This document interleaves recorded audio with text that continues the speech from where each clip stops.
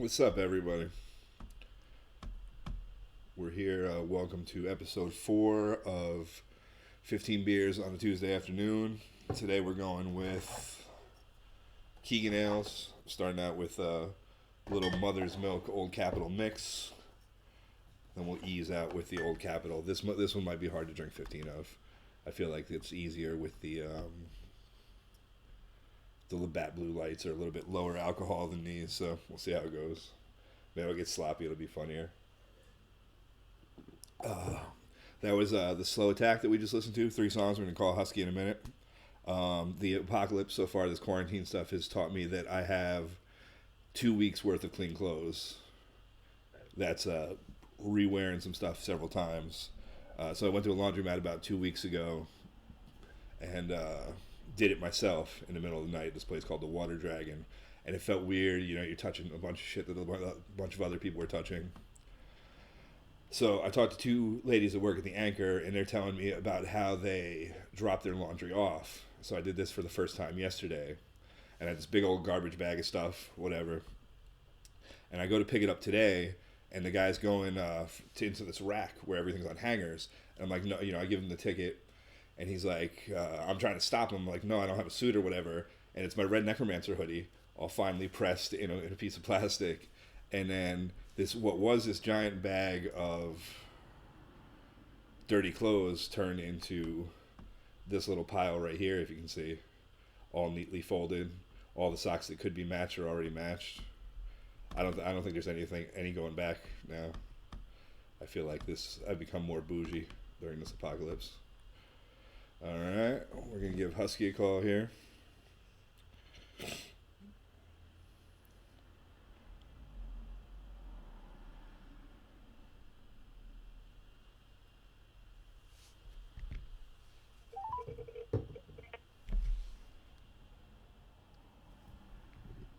Hello? Hello. What's up, man? What's happening, brother? Not much, man. How you living? Pretty good, man. I'm enjoying an awesome sunny day in Georgia. It was shitty here earlier, but then right around 15 minutes ago when I started this up, the sun kind of came out. Hell yeah. Right on. Is it cool if I put it on speakerphone? Yeah, I think so. I mean, I can't hear what the live feed hears, so I kind of rely on people telling me that it sounds like shit, and then I change it. So, yeah, try it out. Cool. I'm on it. Perfect. Now I can do shots with you. There you go. I don't have any beer, so I'm drinking moonshine. Georgia moonshine. There you go. And you're in Georgia now, not Chattanooga? Yeah, we're just right over the line now. Yeah, Chattanooga's pretty close, right? Yeah. I mean, even my old spot, we're like 5-10 minutes away from the line, so. Yeah, I remember when I flew down, it was basically I could have flown to Atlanta or Nashville because they're both about the same distance from where you were, right? Exactly. Right on. And how's the quarantine stuff down there? Like, I feel like a lot of Tennessee and Georgia are a lot quicker to open shit back up or not close stuff down, right? Yeah, man. I don't know, man. I was just reading about it again this morning. Like, I don't know, man. I don't know how cool that is. Like, Georgia had some of like Atlanta and Albany had some of the worst cases, or the biggest amount of cases. Like, I think was Albany, right? Yeah. Yeah. So they're like, I don't know, man. It's yeah. I think they need to hold up for a second, man. Yeah. I mean, it's like, unfortunate because it's like people's lives, but it's an interesting social experiment, because one way or another, really it's either going to work out really bad or it's not, I mean, there's going to be you're right, man. Like, I don't know. It's like touring. It's Caroline, after the first tour she went on, and she got in the band, she described it as one big social experiment. Yeah. And it's like, and that's true. And it's the same with this, man. I don't know, man. I mean, it's weird. Like, there's a silver lining. Like, there's a lot of creativity right now, a lot of motivation to create. That's cool. My God, we've been breaking out weird instruments like omnichords and just going crazy in the music room, but that's good, you know, because before this, I was still, in my mind, still on a break, so to speak. And, you know what I mean? Not really jamming too much, or especially riding. So, kind of got me off my ass. Nice. Pretty cool. But it's that part is pretty cool for me. So you've been writing a lot of stuff? I've been trying to, yeah. Just there's a lot of old riffs and old songs that, not old, but like from last year that we started, and haven't, since we've taken the break, we haven't really messed with them, or I haven't expanded on them. So just kind of starting back up, I guess, man. With all the live stream shows, we got asked to do one, and then decided we were going to keep doing them. And, yeah, right on. so yeah, it's kind of. I watched What was the one? It was like Michelle Cheddar's festival thing, As the Crow Flies. As the Crow Flies. Yeah, I caught your set for that, and I saw a couple songs of the last one. Was it like Ruckus? Ruckus. Yeah, Ruckus in the Records. Nice. You have any more coming up? Yeah, this Saturday I believe it's Saturday. I believe it's all day Saturday, rather. But it's Ruckus in the Records again, and it's a '90s cover, like Battle of the Bands contest kind of thing. Oh shit! Prizes. Yeah, there's like a third round of entries coming. He's going to announce, I think. But yeah, it's going to be pretty cool, man. So wait, you said '90s covers. '90s covers contest. I've seen you here in this very living room on this couch that I'm sitting on right now with an old acoustic guitar, rip up some '90s Metallica and TLC. So I think you guys have a strong head start. Forgot about the TLC. Was it Waterfalls? Waterfalls, the solo for Waterfalls, yeah. It's funny too. So Metallica, I can't give it away because one, we don't, I don't know. We don't want to give the songs away. I get it. Yeah. But you're on the right track with the Metallica song. I'll say that. You'll be happy. You'll be happy. I like that. It's funny because you sat here that one day just figuring out, like, I think it was Shortest Straw and Harvester of Sorrow on my roommate's old ass acoustic guitar, and then when MPH Mark Porkchop was here. They got stuck here. Their bus broke down, so they were here for like a week or something, or 5 days. And Travis was sitting in here also playing Metallica songs on that same guitar. So I'm like, I should have started like a YouTube series of Chattanooga bluesmen playing Metallica covers on that guitar. It'd be like a very, you still totally do that. A very specific. To yesterday, man. Yeah. He keeps asking me about doing it. He's like, dude, we have to start a acoustic Metallica cover band. Fuck yeah, man. It's like, funny. Just come over to the house and play heavy metal on acoustic. That's all I want to do. There you go, man. There are far worse things to do. I saw his post about starting a metal band, and he's like, I'm 45 years old, I need to start a metal band. And then Sky Page was like, I'm 45 years old, I'll play guitar. I wanted to comment, but then I forgot about it. I'm 45 years old, I'll play drums. Just start this weird 45-year-old metal band. So you guys were supposed to be on the road now, right? We were doing a couple of things. We had a couple of things planned. We've been living in California for the past year. Yeah. Is it only a year, we really? Got back. Huh? Was it only a year? I feel like it seemed longer than that. Yeah, we were in Colorado for a year and a half, and in California for a year, a little over. All right. And then we got back here. We were coming back here to do a couple things. Like, it had been a couple years since we'd done any East Coast touring or anything like that, Northeast. So we were going to come back and do. Main reason we had to come back and finish the album, finish mixing, and get ready for mastering. And Jack Gibson did it. He's in Nashville, so it was like, all right, let's go back to Tennessee for a few months, get that done, figure it all out. But then we ended up staying here, and taking a much needed break. Right on. And so, like much needed, like a 24/7 touring. Yeah. For a long time. You know what I mean? Like, I'm fat and old, dude. Like, I get sore easy. We went out, our last tour just this past year, this past fall, we did, what was it, babe, 5 weeks? 4 or 5 weeks. Yeah, a month. Yeah. And we were right at 5 weeks. And I was like, man, this is a long time. This is a minute. This is hard. I'm sore from sitting. Well, that's what this kind of reminds me of, and I think a lot of people that, you know, have never toured, I feel like this is the closest feeling they're going to get to it, where, like, time has no meaning. You know, you can start drinking in the morning. You know, it's like touring without the shows almost, you know? It's like all day, you know, you're taking nap, you're sleeping at weird hours, your sleep schedule gets all fucked up, you know, you're drinking at weird hours, like time doesn't really mean anything, you're trying to find shit to keep you occupied all the time, like you are on like 8-hour drives, you know, like run out of shit, looking at the same, so, you know, Facebook posts over and over and over again because there's nothing new, just because you have nothing to do but stare at your phone, you know.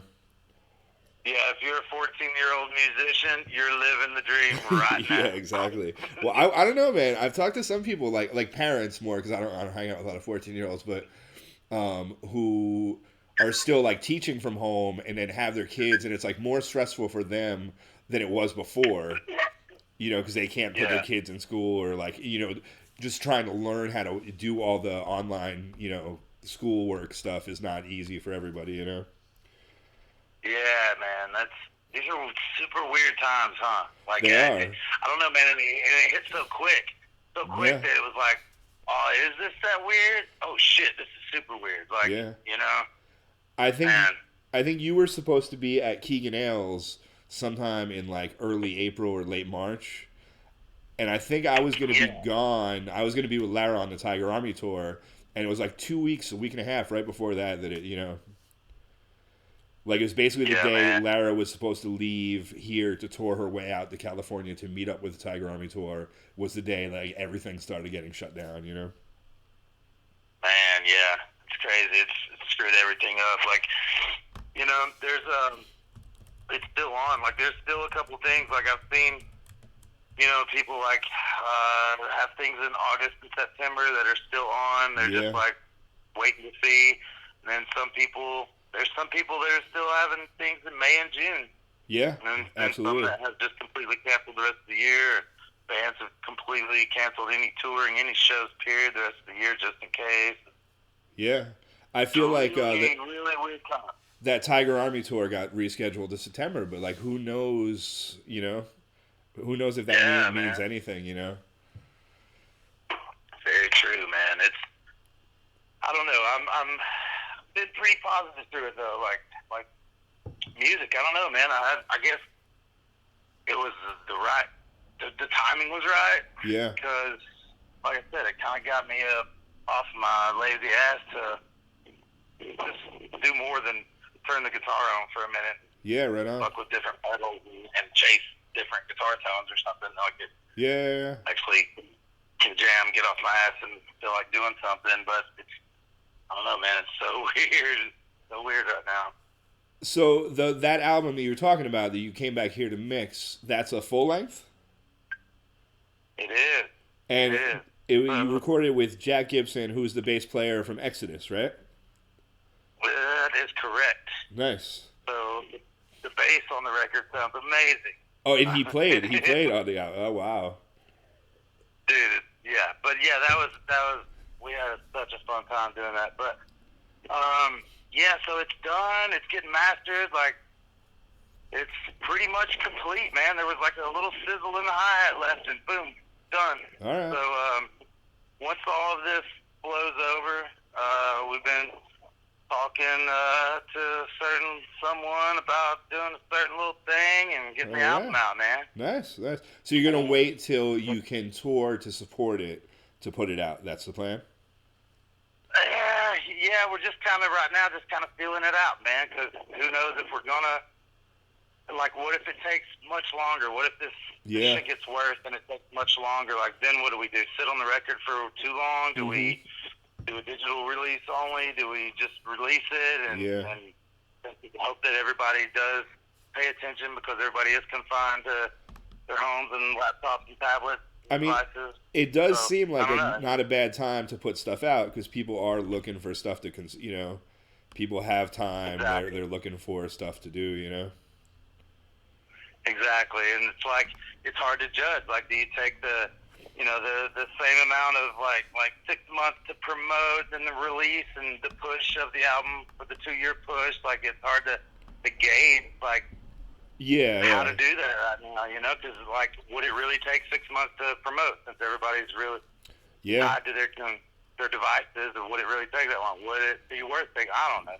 But we're figuring it out, and like, because we're really stoked about the album, man. Like, I've got albums out that were just like, they were cool. I'm not like upset with them, but this is the first one that's really like, I'm just super proud of it all the way through. Nice. We like did a really good job. It's like what I've been wanting to do for a while with the full band.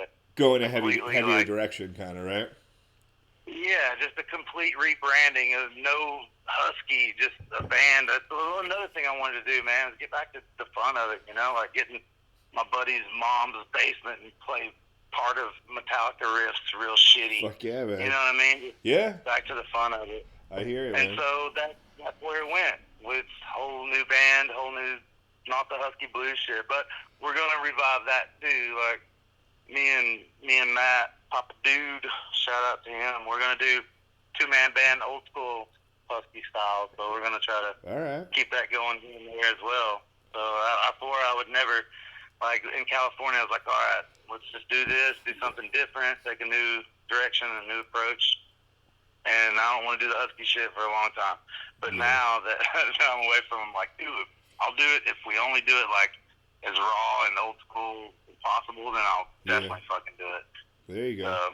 Well, that's a hard thing, especially. I mean, not that that you're touring right now, but it's hard with touring because you can play. You play the louder, aggressive stuff, and you're doing an hour set. You're splitting the bill 3 ways or whatever. Like, I feel like the money. It's hard to turn down a 3-hour dinner set where you're getting paid $400.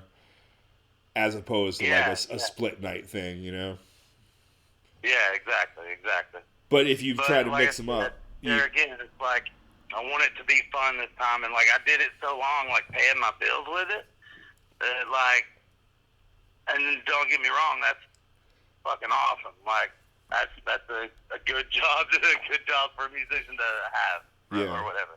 But like after a while, it's like, I don't know, the art side is not as great as the business side. Yeah. Like when you're using the art to pay your bills, it can be cool, but then if it's too much, then you lose the art side. It's almost why not work a job? Yeah, why find a job that you like and do the same. If you're not going to enjoy it, why make music not something you enjoy?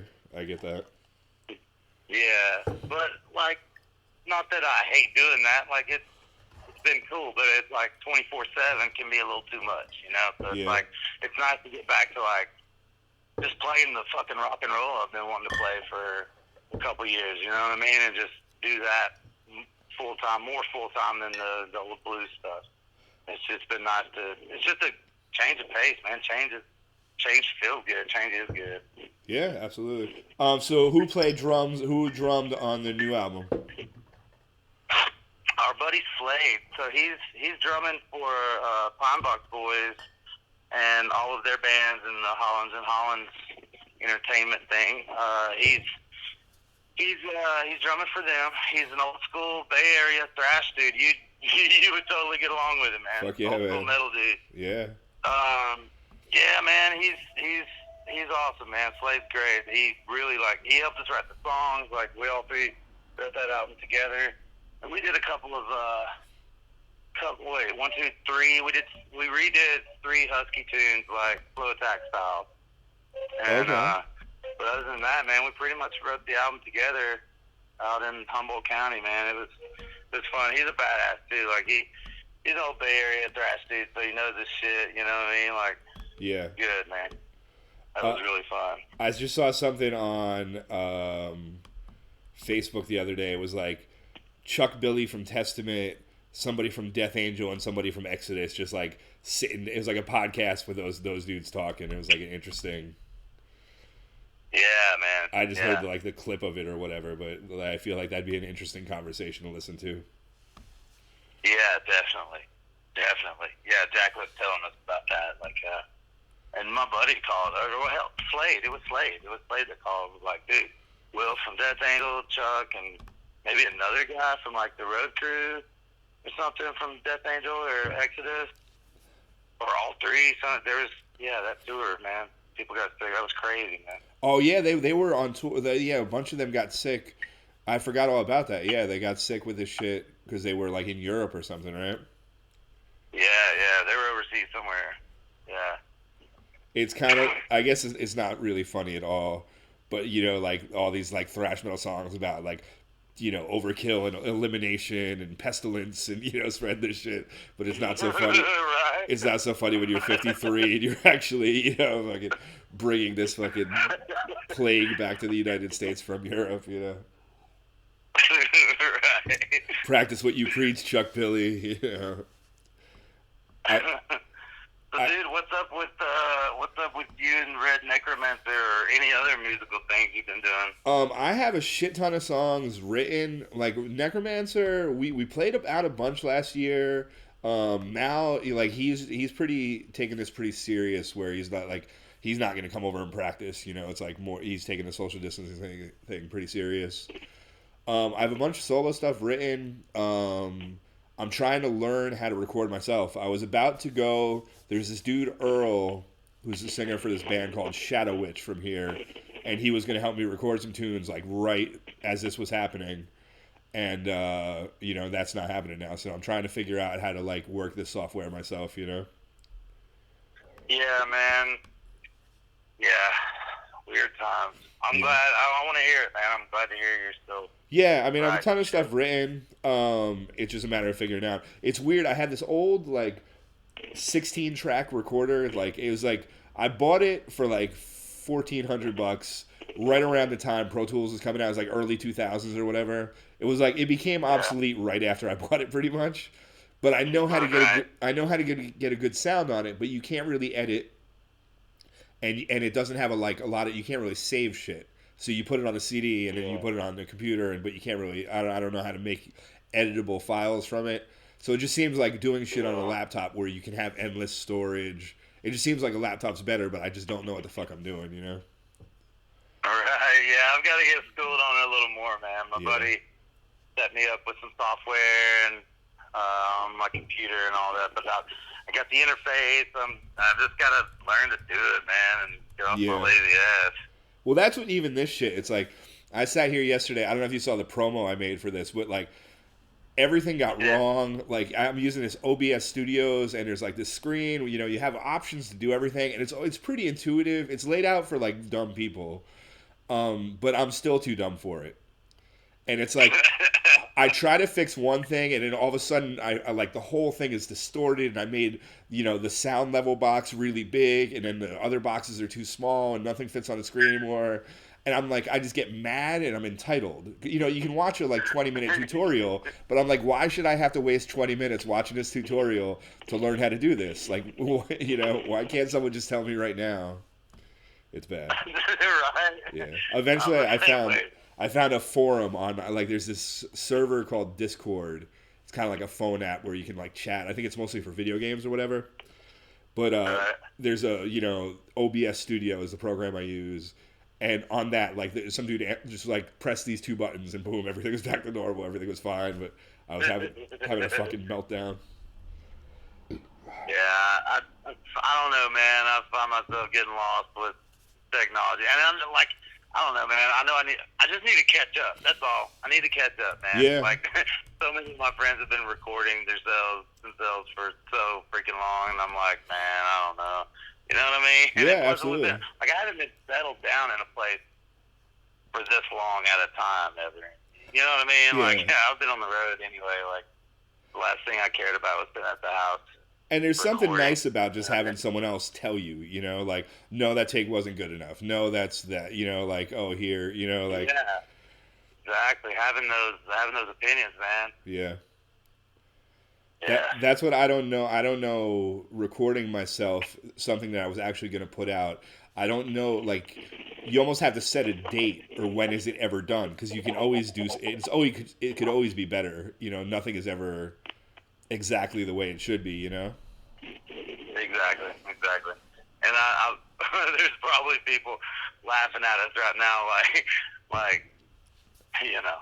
I feel like the old guy a lot. Yeah, I mean, Because, we're not young necessarily, but yeah, I don't know why I feel. No wonder I feel like the old guy. I am the old guy. that's what I'm having. The dude that's on, I'm interviewing last today, is this guy Jeff Bisti. He started a podcast, and I was his first guest, talking about like my dog walking business that I was doing before this happened. And he works for IBM, and he's a podcast genius. So I'm gonna have a notebook here because I'm probably gonna be pretty fucking drunk by that point. But I'm gonna ask him a lot. Right. I'm gonna ask him a lot of questions. I probably should have had him on first, so that I could whatever. Exactly. But I guess I can always rewatch this tomorrow. I have to say, man, this is the best. Like, this is the best thing. This is so you. 15 beers on a Tuesday afternoon. Like, that's so fucking perfect for you. Yeah. It's something. Yeah, we're thinking about trying to do some kind of podcast then. Fuck yeah, man. Kind of variety thing. We're working on it. But yeah, we gotta. I'm pretty sure we'll make it happen. But when, I don't know. But when we do, we gotta get you on, man. Awesome. Yeah, I would love to do that. As far as the live streams, have you guys because the one, as the crow flies, your sound was a little rough. I think you were just going straight from a laptop then? Is that what it was? Yeah, so we had, we weren't going to do it with mine or Caroline's phone. We were going to do it with our buddy Jason's phone because it's a lot more advanced than our phones. Yeah. And ours probably would have done it fine. But anyway, he had some business to handle. So me thinking, without thinking, put the laptop up on the table in front of us, all right, cool, this screen stays up on its own. I won't have to prop my phone up on anything or, anything like that. So, yeah, that was just a stupid mistake. I should have just propped my phone up. But, we figured it out. I wonder, as bands get more savvy with the live streams, if that's going to, because who knows how long this is going to last. But once things are back to normal, do you think people, because, especially since we're older, you have those friends that used to be there at every show, they had kids and they can't come out more. There's definitely a market for people who, just don't want to come out to the kind of shows that we play, at least, like these, dive bar, brew and Q, kind of shows. Exactly. So do you think... Yeah, man, I totally think it's scrolling through Instagram before all this shit, scrolling through Instagram or whatever, you see people people you don't know, just clips of their band practicing, just sitting playing riffs in front of their phone, just whatever, sharing guitar tones or whatever. And I've always saw bands doing that and been like, but now it's kind of awakened me to that whole thing too. It is cool and it is fun, and we don't have to leave the house. And I don't know. I think there is maybe not a huge market for it, but it is something to continue to do. Yeah. You know what I mean? For sure. I'm on board now, and like I said, I'm at home now more, so I can be on board with those things. And you don't think that takes away from live music at all? Yeah, no, that's I don't know, man. I've seen some people say that. I've seen some negative reaction to live stream because people think that long term that will. I mean, I don't know. I think you're fighting a unwinnable battle, because if it's going to take away from it, it's going to take away from it. There's nothing you're going to fucking do about it. Yeah. But no, I mean, live music in front of your face first, always. I feel like, you know what I mean? Yeah. Even on the artist end, doing just the live show itself, or live stream show itself, it's kind of fucking hard to do sometimes. You know what I mean? It's even the other night, it felt good, really good to just jam out, and you know what I mean? But it's really hard at the same time because the phone's way away from me. I can't just like interact with people. I don't see Absolutely, the phone. yeah. Caroline's holler at me, let me know. Like, there's no interaction, man. I don't think it would take away from it, and I think everybody would be smart enough to do it more in smaller doses. Yeah. And there's got to be some. Like, what, I don't know, man. Like, what if somebody's bedridden, got a broken shoulder, so they're doing shows from the house because they can't tour? Yeah, Hell absolutely, yeah. Yeah, bring it on, But, like, I don't think it'll ever take away from the live shows. Like, Yeah. I don't know. It shouldn't. I wouldn't think it would. I agree with you. I don't think people would want to do it so much more than live. You know what I mean? Yeah. I was talking to Lara. She did a live stream. Like, I don't know, that people were literally asking her, before, she got asked a lot of times before she actually did it, but she did it pretty early on. And she was talking about how nervous she was. And I was like, I've done merch for you, where you played in front of 7,000 people and just crushed. You didn't give a fuck before you, I saw her on stage almost like flippantly, like, no, you're going to be late, whatever, like doesn't give a fuck about playing in front of 7,000 people. But playing into a void where you have no fucking idea, what anyone's reacting to or not reacting to is very difficult, Yeah, man. And another factor is, like, what is it sounding like out there? Yeah. Like, is it coming across good enough? Because if you're a stickler for sound and your tone or anything like that, absolutely, yeah. I know it's hard, man. Like, I was just telling my buddy the other day, like, how awkward it was. Like, we've done the Telluride Blues and Brews Festival. We've done festivals with many people out there. You know what I mean? And, like, not been the least bit nervous.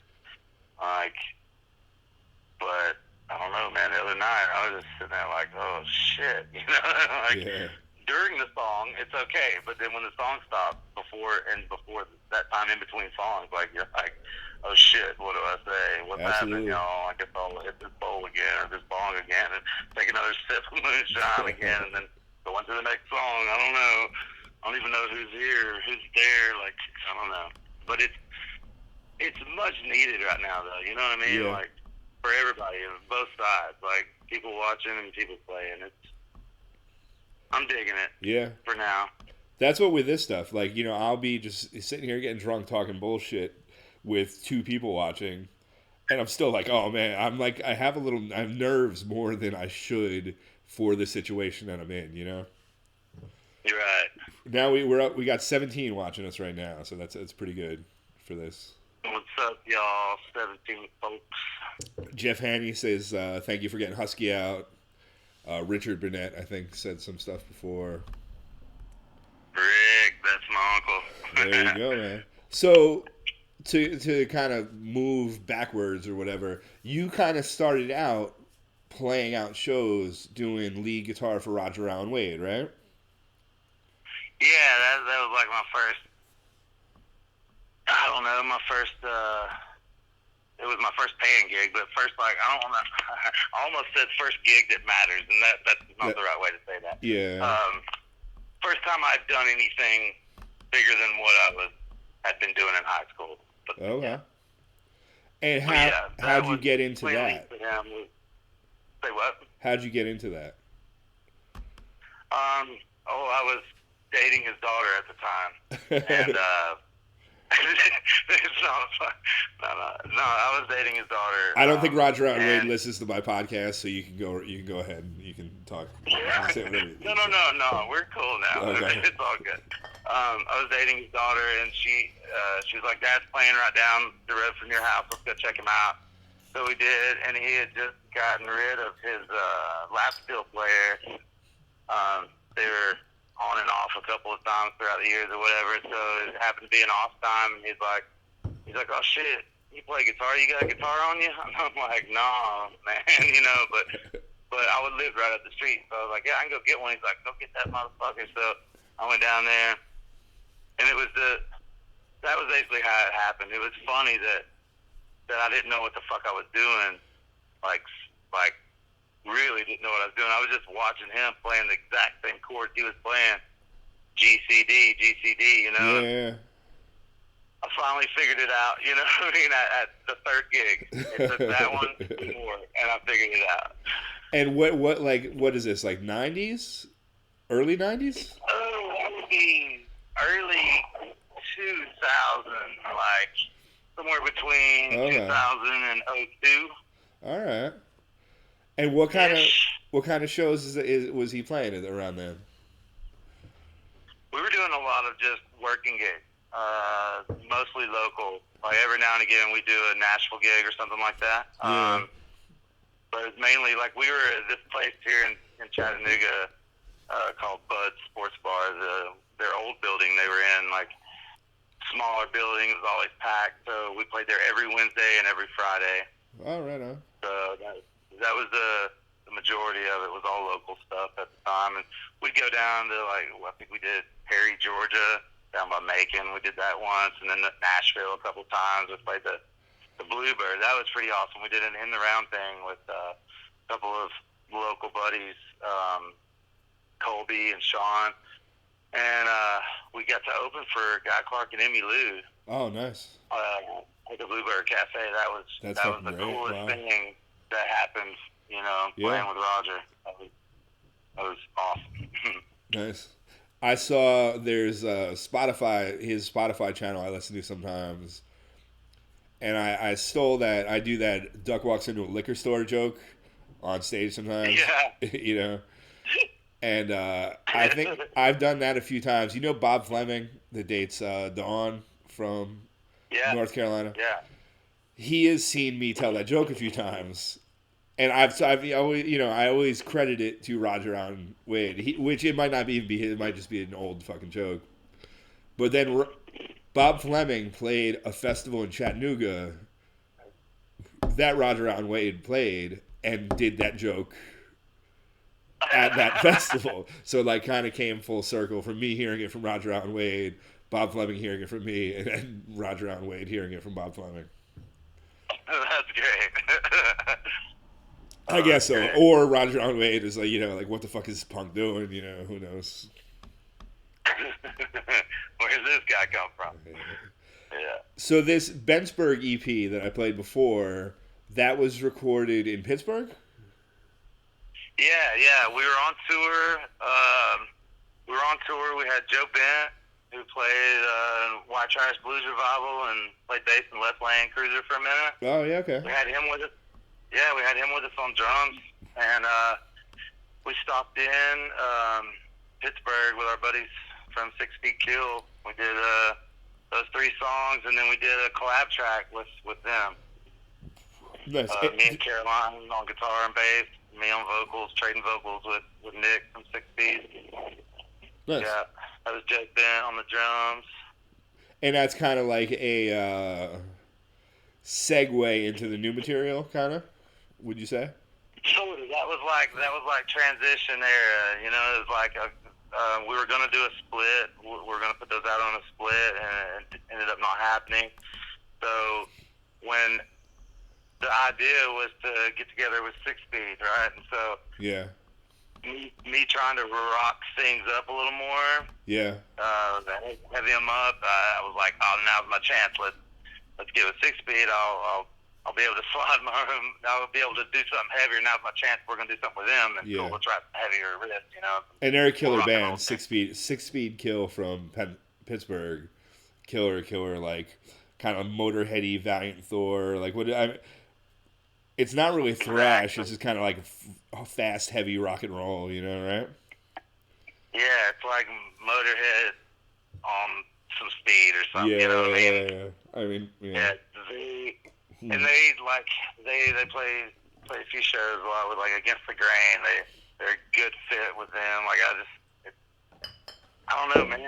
When we met those dudes, we were on tour with the Gallows and played Pittsburgh, and they were opening, and we got to chatting about metal and rock and roll and shit. So we came buddies with them. Yeah, they're killer. Yeah, they're so awesome, dude.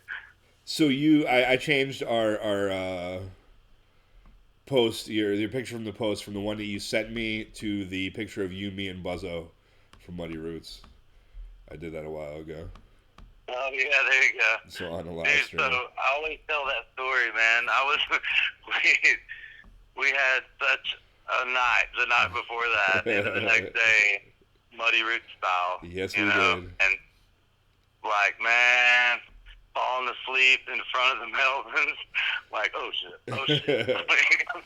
See, I was sober that day. We did the fucking. I They were played drums super for loud. you. I played drums for you, and we did that set. And then right after, you were like, "Follow me back. Let's do some acid." I'm like, all right, I fucking do acid. Woke up, started drinking in the morning because like I fucking fell asleep at like 5. At 7 o'clock, it's 17 degrees in the tent, so I'm fucking awake. So I started drinking, passed out, woke up at 1 p.m. And then I was sober. So by the time the Melvins played at 11, I was like sober for a day almost, Right. And it's like Stacy had edibles at the time. And I'm like, why the fuck, in retrospect, why the fuck didn't I eat a fucking edible before the fucking Melvins? That was a bad call. Right. They closed I that set. I think we were sipping on mushroom lemonade or tea or something. I don't remember. They closed that fucking set with "Take Me Out to the Ball Game." Who the fuck does that? Dale Crover started singing "Take Me Out to the Ball Game," climbed over the drum set, and all three of them, the bass player, Buzzo, and him, arm in arm out at that like front extension part of the wooden stage, were just a cappella singing fucking "Take Me Out to the Ball Game," and that's how they closed. Like, all right. Fucking amazing. Fucking amazing. It's fucking insane. Yeah, it was bananas. Muddy Roots. I don't know, man. I didn't go last year, but Yeah, man, I didn't go last year. We were in California. Wait, has it been? I think it's the last 2 years we haven't been. yeah. Like only 2 years I haven't been, I believe. 2 years ago, this dude Justin Boot that we played with in Alaska ran a like open mic night stage, or open mic stage, and we're friends with him. So he's like, "Oh, you can go on noon on Saturday," and it's when fucking so we do, and we played a couple songs, and there's a shit ton of people. But then Sleep starts sound checking for their like 1 a.m. set. So it's just like us playing acoustic with boom, boom, boom, boom. And it was like my stand-up comedy was on fucking point, but it was not a good, no one was like, oh, let's listen to some Redneck Romancer after that, Yeah. That's great. Yeah. Oh, man. It's something. So you're selling the new, let's push that shit. You have the old album. Yeah, the old album. We just have overstock from the last tour, man. We have, I don't know how many, a box of CDs left. So since we're fucking potheads up here, and it's $4 all month, $4.20, and you'll mail them the CD for $4.20. Free shipping, $4.20. That's pretty unbeatable I don't even know deal. if anybody uses CDs anymore. I do. I've been doing deliveries for the Anchor since it started. My life is weird where I was a fucking, barely employed dog walker before this happened. And now I actually have a regular schedule as a fucking delivery driver. It's like good. It's good in a way because like, I have some money. I'm buying like some equipment to try to like do recording and shit. But then it's like I was used to having a lot of free. I was living almost like a teenager, where the fuck I forget where I was going with this, but I don't know. The CD. The CDs. Oh, because I'm doing these deliveries. It's like 4 hours, but it's like generally pretty fucking busy, and I'm putting addresses into my phone the whole time, so I can't have Spotify or some shit playing. So like Lara, they have a new album recorded that's killer. She gave me a 6-song sampler, so I'll listen to that. But in the course of 4 hours, I go through it almost like 6 times, so I could actually use some more CDs. Like you said, I haven't bought a fucking CD in a while, so I need some kind of new. Yeah, man. We have CDs in the truck at all times, like the huge fucking suitcase 200 CD holder thing that's got way too many CDs packed in each slot. You know what I mean? There you go. Like because the stereo in our Suburban CD player doesn't work, so we have to use the DVD player behind us. But it's great because it'll play skip CDs all day long. Nice. We're just still on CDs. So, where does somebody go to listen to order the CD from you? So just go to the Facebook page or my personal page on Facebook. Hit me up. I'll get your address and just what is that? The PayPal. Just pay through PayPal. And free shipping. I'll send them out as soon as the orders come in. If anybody fucking wants one. Yeah, well, they'd be crazy not to. See, here's the weird thing with this show as well, is that I have to find shit to do during, because I'm fine now. I'm actually kind of have to piss a little bit now, but towards the end, it's like I have to piss all the fucking time, you know. Yeah. So I have to find shit to do. Get you a cup. Get you a bucket, man. Yeah, I could do that, I suppose. But it's taking it to a whole nother level. You know, then I can't do the live camera, at least. But what about a tube? What about a tube? Tube, yeah, or diapers. You could do diapers. I don't know if we want to go. It's like going a little bit more like squatter. Maybe I don't know. Who the fuck knows, man? I don't have any pride, so it's not. It's certainly not a pride issue. Dedication, man. Yeah. That's solid dedication and commitment. Yeah. Well, I'm figuring out. I'm figuring out as I go here. This is only episode 4. I got a good. I'm doing next week is St. Chris, Matt Goldpaw, and the Cutthroat Freak Show. So I got a good one. St. Chris. It might be the first time someone is drunker than me while we're doing this, but save it for last. Yeah. Now I'm actually doing him first. I don't know. Maybe I'm wrong. I'm doing the Cutthroat Freak Show last. We're gonna have Matt Goldpaw on as a barber. My theory is kind of going one musician, one non-musical artist, and then like one person that has an interesting job. Cool. So next week, St. Chris is the musician.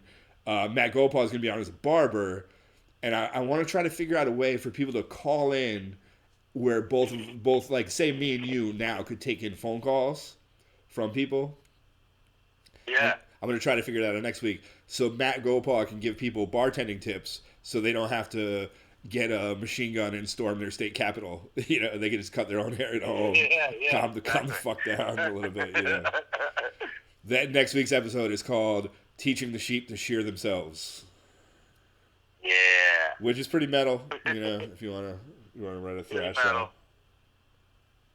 I dig it. Yeah, man. All right, well, it was fucking amazing talking to you. Man, I haven't heard your voice in a minute, so it's so good to talk to you, dude. Yeah, dude, it was a lot of fun. Miss the shit out of you. What song do you want me to play from Ain't Nothing But a Revival while I pee? Caroline, what song from Ain't Nothing But a Revival? I would have to look at the tracks. Well, can I do that and stay on the phone? Hopefully I didn't just hang up on you. No, I'm here.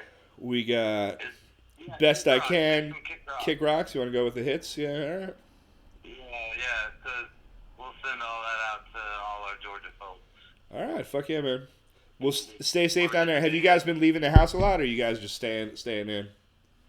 We're staying in, man. Like, we make the grocery store run, and that's pretty much it. Like, once every week and a half to 2 weeks, we get out and get the groceries. We did that today. I was sending you pictures from Walmart parking lot trying to make it. Fuck yeah, man. All right, dude. Well, I love you, and stay safe. I can't wait to see you. So. And I can't wait to hear the new. Man. We'll see each other soon, hopefully, man. I can't wait to hear the new shit as well. What's the new album going to be called? Huh? Is there a name for the new album yet? Yeah, it's going to be called Power Volume Lust. Power Volume Lust. All right, fuck yeah. All right. So I'm going to play Kick Rocks and keep up this, PayPal thing. So maybe tag your Facebook thing. So if people do want to buy it, they can go and get it. Will do, man. All right, love you, bud. Love you. Thanks so much, man. All right, is that any better? Maybe now that's the laptop microphone again.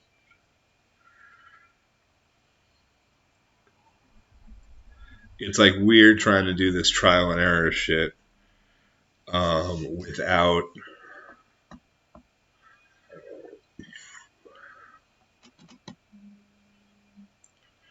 Good.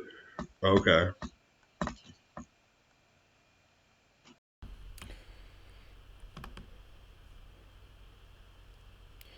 Now it's better. Okay. Is it better now still? Because I switched over to my laptop mic. Then I switched back to my condenser mic. So, alright. Let me know if it's fucked. We'll give Pete Robertson a call. I feel like I'm wasting a man's time here. Alright. Oh, good. Paul Flance. Alright, thanks. You can hear me now. Alright, let me give it a minute or two to make. Oh, still good. Okay. Alright. Let's make sure, because I changed the mics back. So maybe this condenser mic is just fucked for some reason. All of a sudden. I don't know. I'm just a simple man. Alright. Cool. Well, so much for showing videos. We'll give fucking Pete Robertson a call. What the fuck is this shit? Get the fuck out of here. No, I don't want the screen. The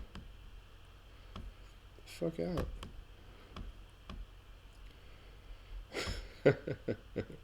I'm not good at computers. Get the fuck out of here. I don't know how the fuck. What the fuck did I do? Sorry. Hopefully this is entertaining. I don't know. But we're gonna call Pete Robertson. Alright, I tried to do the intro video. Maybe that was, my hubris. My hubris got to. There we go. There he is. Hopefully the sound was good. We're gonna give my man a call.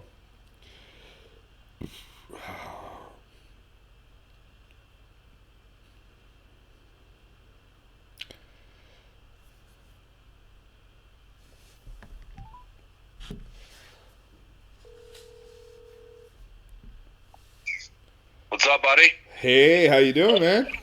I'm hanging in there. We had some brief. I think for some reason trying to play the YouTube video fucked up the sound. Oh shit! I don't know what the fuck I'm like a imbecile with this technology. It's fitting. Yeah, you would think I'd be good at that stuff, being a sound guy and stuff, but yeah, I wouldn't do much better, my friend. Yeah, it's the computer stuff. And all of a sudden, we have this quarantine, so we need to figure out how to do, like, shows from your living room or, meetings with 40 people from some fucking, That's kind of why I went with the call-in format, because I'm sure there's a way to get 2 videos, but then I'm dependent on the other person having... Like, I fuck my end up enough that... If I have someone else that I have to worry about their camera or their audio too, it's just going to be it might be a slapstick kind of tech slapstick scene, but. Yeah, absolutely. So how have you been living since this started?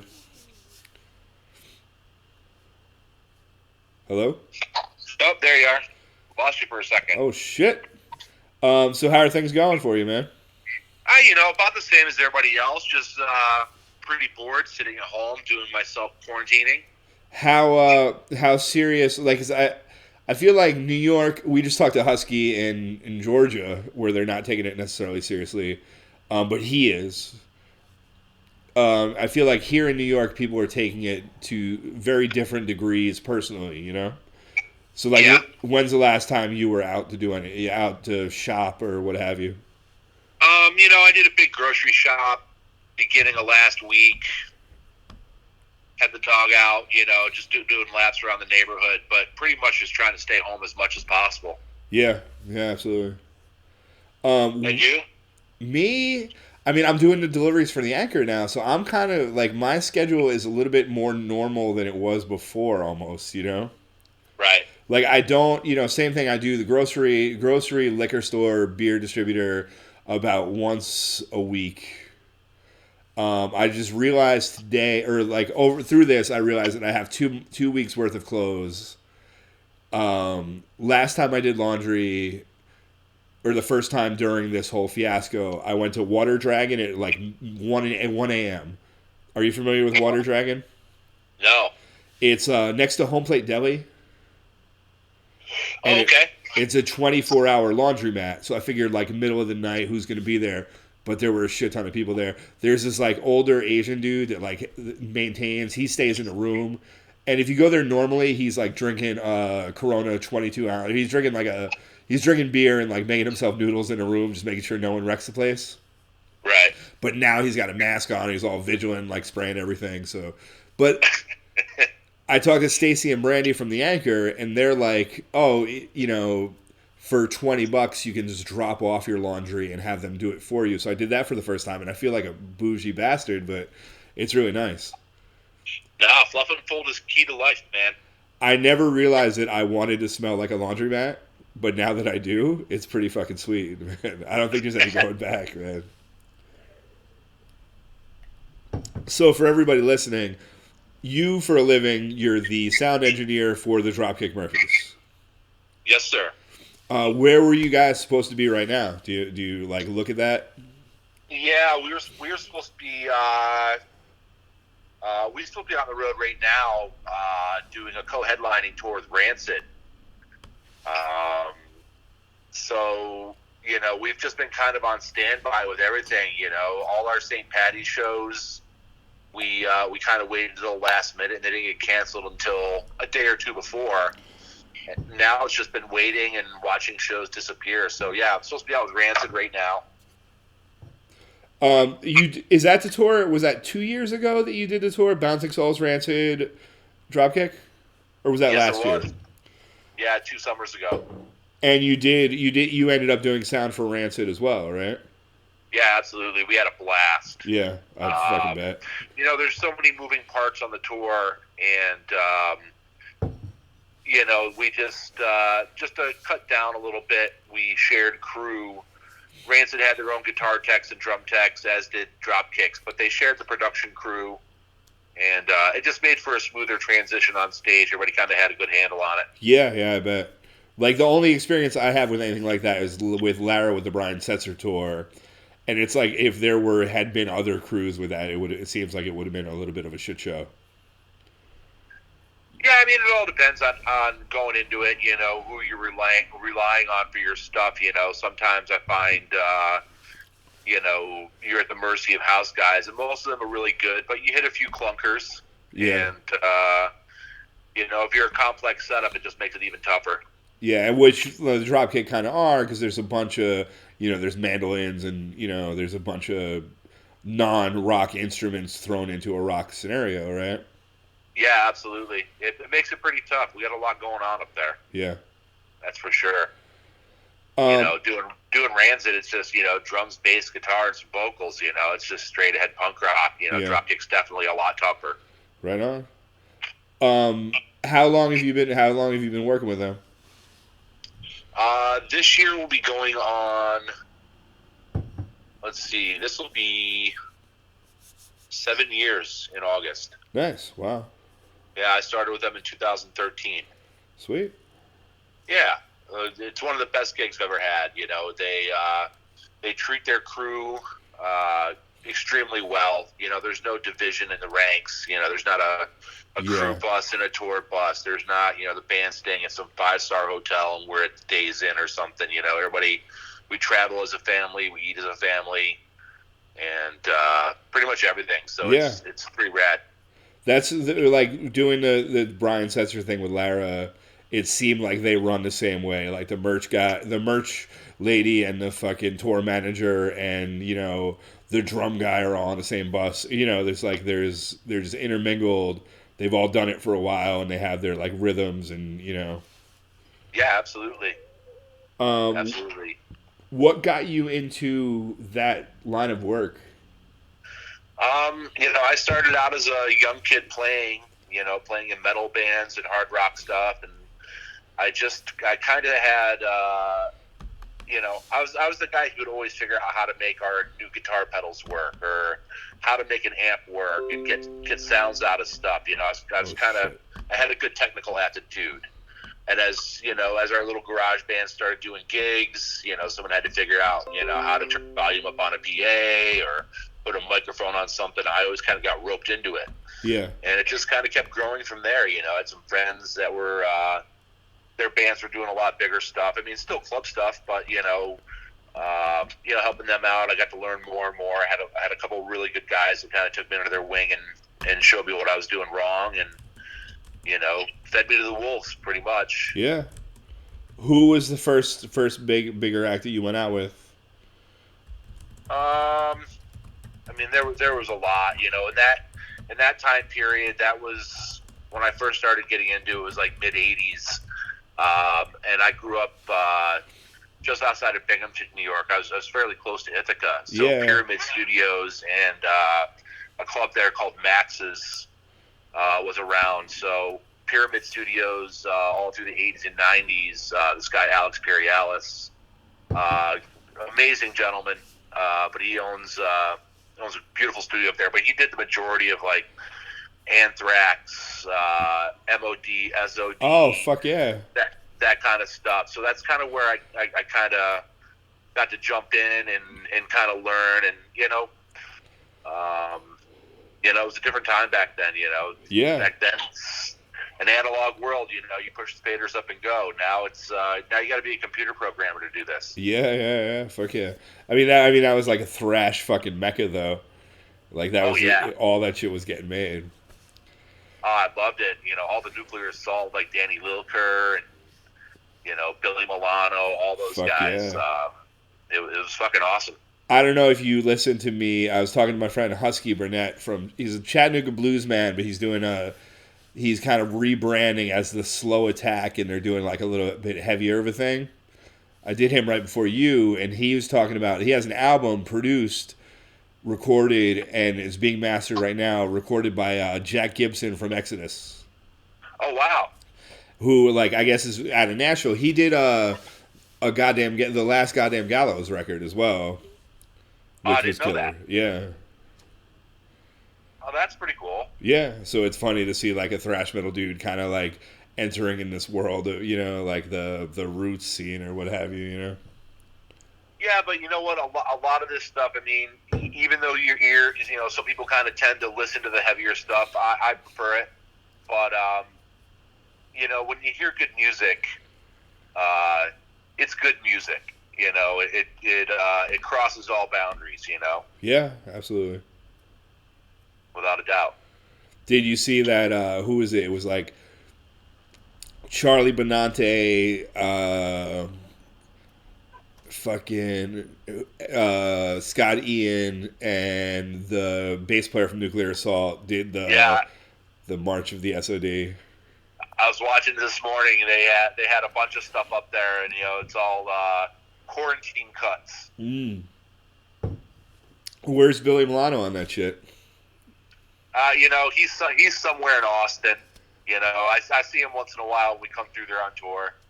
See, I feel like you have better stories than me, but I have a good Billy Milano story.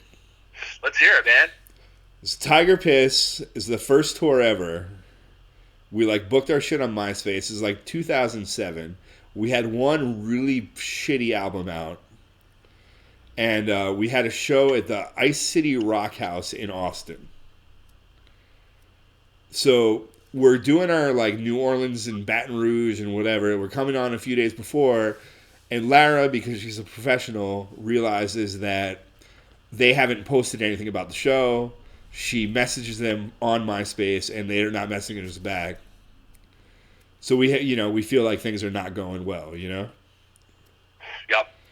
So we get into town. We show up at this place. It's way outside. It's like way outside of town on the highway.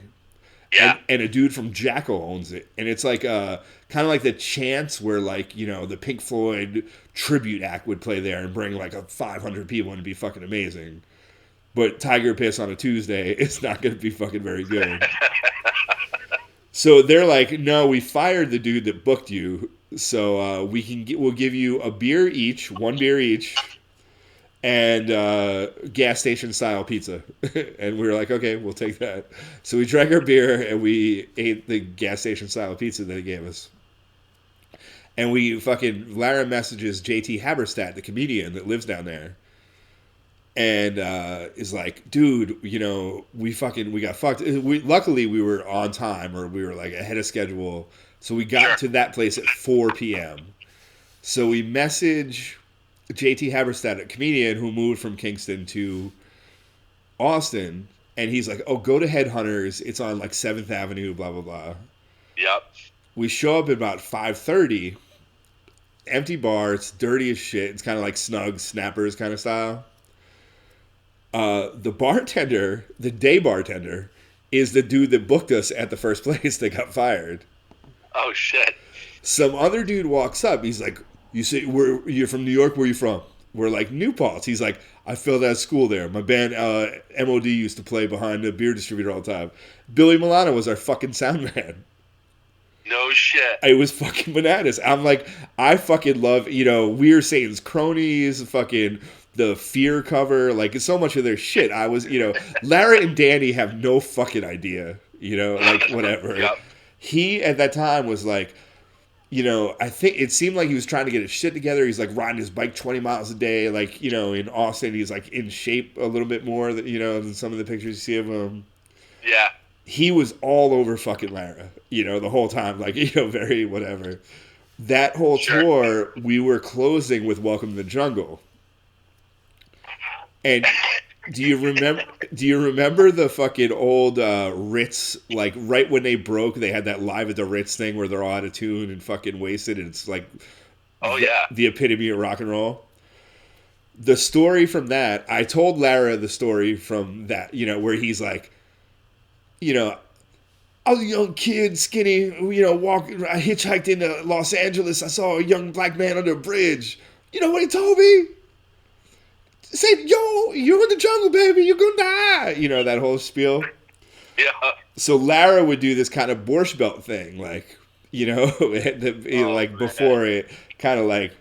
So we pulled into Austin, and you know what we saw? Anybody know what we saw? We saw Billy Milano, and he was under a bridge, and he's working the door at this point or whatever. He walks up front because he's, kind of into her. Do you know what he said to us? And everyone's like, "No." And he's like, "What?" And she's like, do you know what he said to us? So you know who you are? You're in Austin, baby. You can die. And he walked away with like a look of disgust that was like, I've met and disgusted one of my idols in one night. It's like, I don't know. I'll never forget it. That's awesome, dude. Yeah, I mean, he's a hot mess out there. I love Billy, but he, does his thing. But yeah, I remember him back in the days when Mirth used to play at Snugs. I didn't know him at all, but they recorded at Water Music in Hoboken, and I think he's boys with like some people that run that place. Yep. So there was a time where Roger from Agnostic Front played in a band called Lady Luck, opening for Mirth at Snugs. And it was Roger playing bass with his wife singing, and it kind of had like a Smashing Pumpkins kind of thing going. Oh, wild. Yeah, it was fucking nuts to see fucking, and it's Snugs, so there's college kids that have no fucking idea what's going on.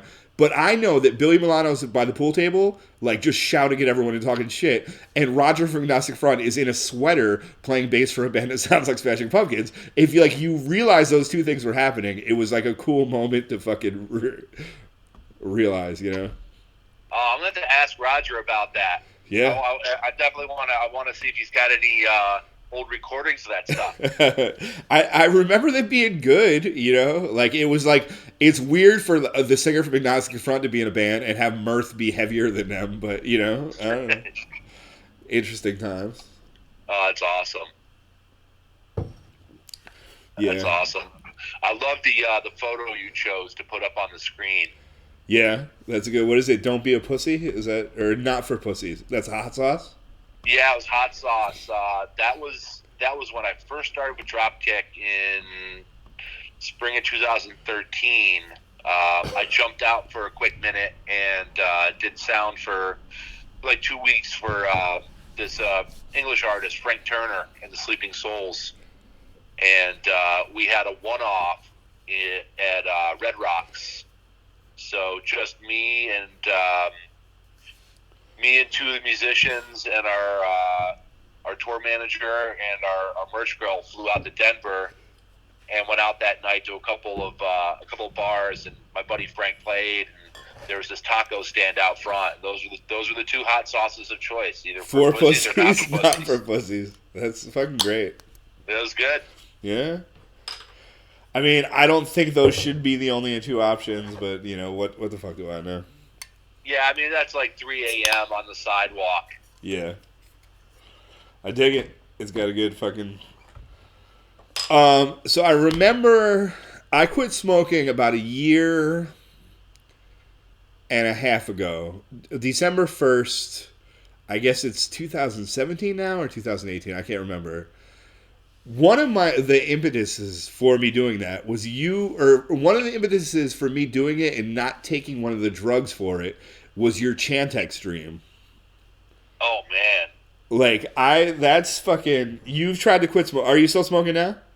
Yeah, I'm ripping a butt right now. All right. I mean, not to. I smoked for fucking 20, God knows how many years. So there is what it is. It's brutal. Yeah. Do you want to tell the Chantix dream story? And I'm gonna piss real quick. You got it. Yeah. So I decided to give it another try and quit the smoking thing. So I started doing the Chantix, and I was taking a little bit later in the evening, and doing these crazy, very lucid, very realistic dreams. So one night, I was touring with at the time I was touring with Cannibal Corpse. And they wanted me to download the old theme music from the Hulk television series to play as walkout music at the end of the show. We all thought it'd kind of be a funny, ha-ha kind of thing, a big brutal death metal show, then this like sappy piano as everybody leaves the venue. So I download this Hulk sound music and get ready to go to bed. I'm in bed, fall asleep, whatever, and about 3 hours into sleep, I hear my wife screaming and just pushing me, get the fuck off me, get the fuck off me. I was like, what? I wake up and I'm like, what happened? And I realize that I'm laying diagonally across the bed with my torso across her body, and I'm just swinging wild into the air. And in my dream, I was fighting the Hulk. Pretty sure I was kicking his ass, but that was pretty brutal. The wife just looked at me and she's like, that's it, you're done. She's like, no more Chantix for you. And, yeah, it was pretty funny, though. Well, that's one of the things with those medications. It's like, side effects may include suicidal thoughts or, it's like a no-win situation we're going in here. Yeah, I mean, just quitting smoking alone without any pills or anything, you're going to feel suicidal and want to kill people. Yeah. It's brutal. I remember right after I quit. I think your birthday is what December. My birthday is December 4th. 4th. But I remember you pulling up. I think Stacy was at my party. Yes. And you had just quit smoking. Yes. So you were trying to behave and like not come out to the bars and be influenced to smoke. And I remember you came pulling up in the car, and I just remember being just shithouse drunk, like walking over to the car to say what's up. I had a cig in my hand. You kind of tried to keep it up top, but it was like, but you were my first test, and that was fine. I'm okay with that. Like it was good. Yeah, I remember it. I like as I walked away, I was like, oh man, I hope I didn't fucking just trigger that. No. I mean, it was kind of one of the good. Because I didn't quit drinking or anything. Some people stopped that or whatever. So I still drank, but like I, just went through it, and I was, a bitch about it. I didn't take it very well, but that, like, we walked on. Me and Stacy both walked to go to that party. You had the anchor, and I think it was like a private event kind of thing. And we walked there, and I got like 2 blocks away, and I was like, listen, I want a cigarette really bad. I feel like everyone's gonna be smoking. I'm gonna fuck this up if I go. So I made her go alone. She got mad at me. We got in this huge fight or whatever, And I made it up to her by texting her like, I'm really, really sorry. I'll pick you up with blah blah. And it was good to see you. I don't know. I'll just remember that as like that was like my quitting, and that was only 4 or 5 days in. But I think that's where it like solidified. Because when me and her got in a fight, I was like, fuck this. I'm gonna go buy a pack of cigarettes. And I drove around the block and decided not to, but that was like the moment. Yeah. That was the closest I came to caving, Dude, Dude, it's the hardest thing ever, man. I swear to God, if there was rehabs and medical insurance that would put me into a rehab for 30 days to quit smoking, I'd be in one in a heartbeat. It's weird. Like, I cannot drink for fucking 3 months, you know? Like, I'll want to at times, but never that, like, make me fucking act like a completely different person, you know? Yep. But cigarettes, yeah, definitely, like... I'm glad that I fucking started smoking before I, like, thought about trying any more addictive drugs, you know? Sure. Because I realize that I have no control, you know, or very little control over myself. Or it will take me... How do you feel now that you quit? You know, honestly, not much fucking different. Like, you know, I wish I could be like, oh, it's fucking amazing, blah, blah, blah. It's nice to not, like, I didn't have to work a job to make enough money to spend $90 a week on cigarettes, you know, so that's good. Yeah. You know, because the expense was so high.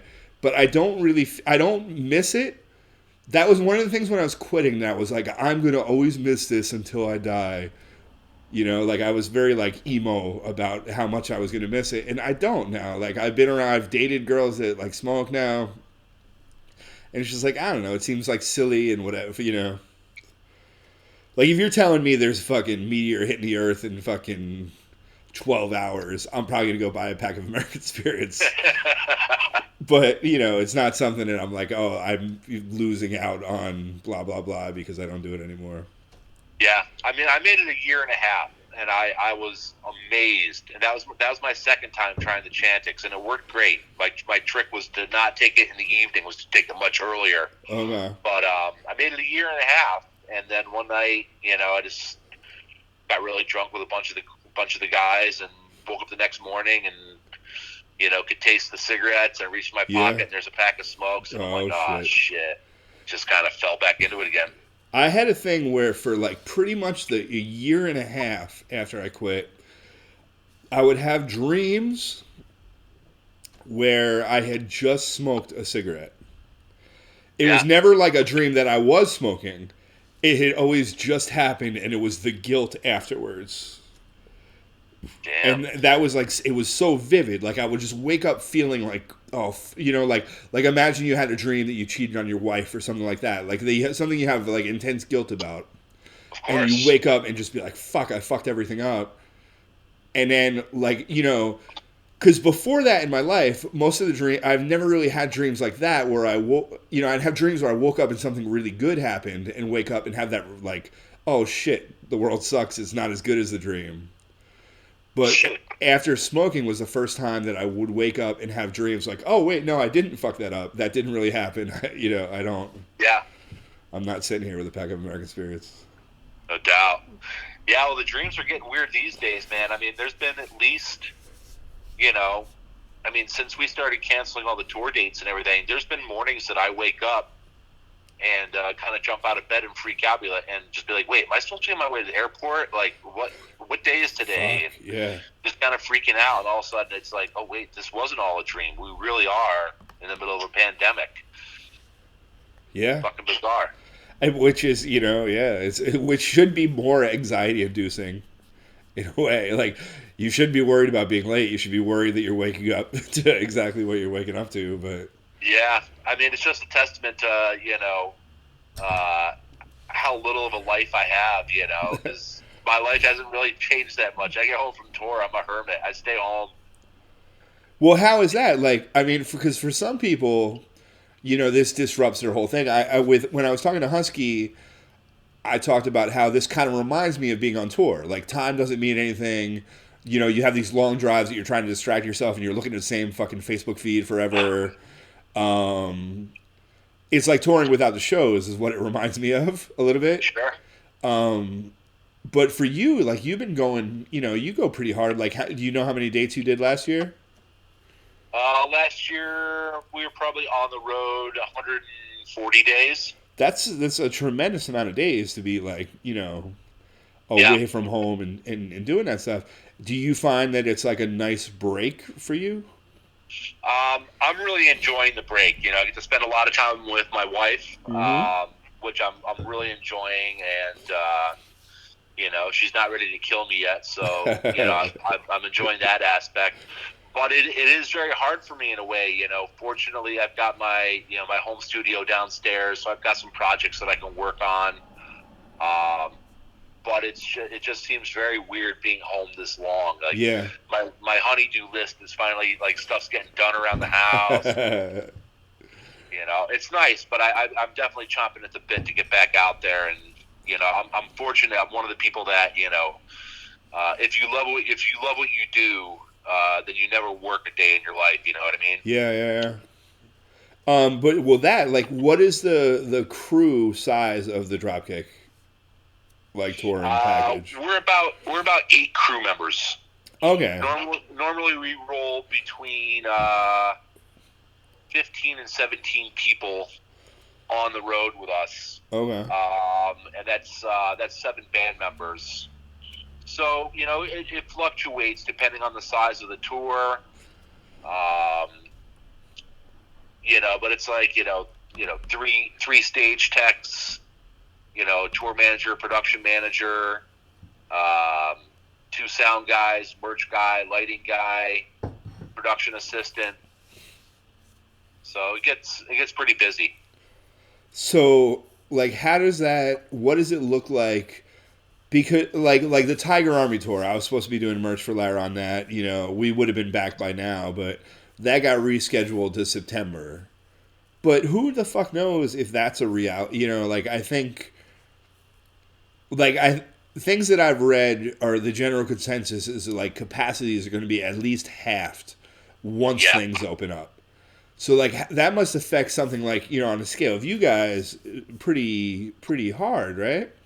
Oh, yeah. I mean, this, like we were talking about the tour earlier, this Dropkick Rancid tour, they're looking at rebooking this thing for late summer into the fall. Yeah. We were kind of questioning it a little bit, just in our own minds, just kind of, I wonder if that's going to be able to happen or not. But it's one of those things with the industry. It's like, well, we got to be proactive and we got to be optimistic and reschedule the dates as they're available, to make another tour happen. And if we're still in the same boat when we get to that point, then we just redo it again. We'll reschedule it again. But it's just one of those things like, okay, well, all these venues have openings at this point. Let's book it and see what happens. Yeah, okay. So right now, I mean, the next thing we had on the books was a European tour in mid-July through August. Those dates are disappearing. A lot of big festivals canceled, so I don't think that's going to happen. Yeah. And we had a bunch of other stuff. We rescheduled all our St. Patrick's Day dates for September and October, but who knows? Who knows what's going to happen? Yeah. And that's kind of, I think it's an interesting, like, psychological thing. It's like, I think if you would have told people, like, I don't know, when did shit really get locked down? It was right around St. Patrick's Day. It was just before?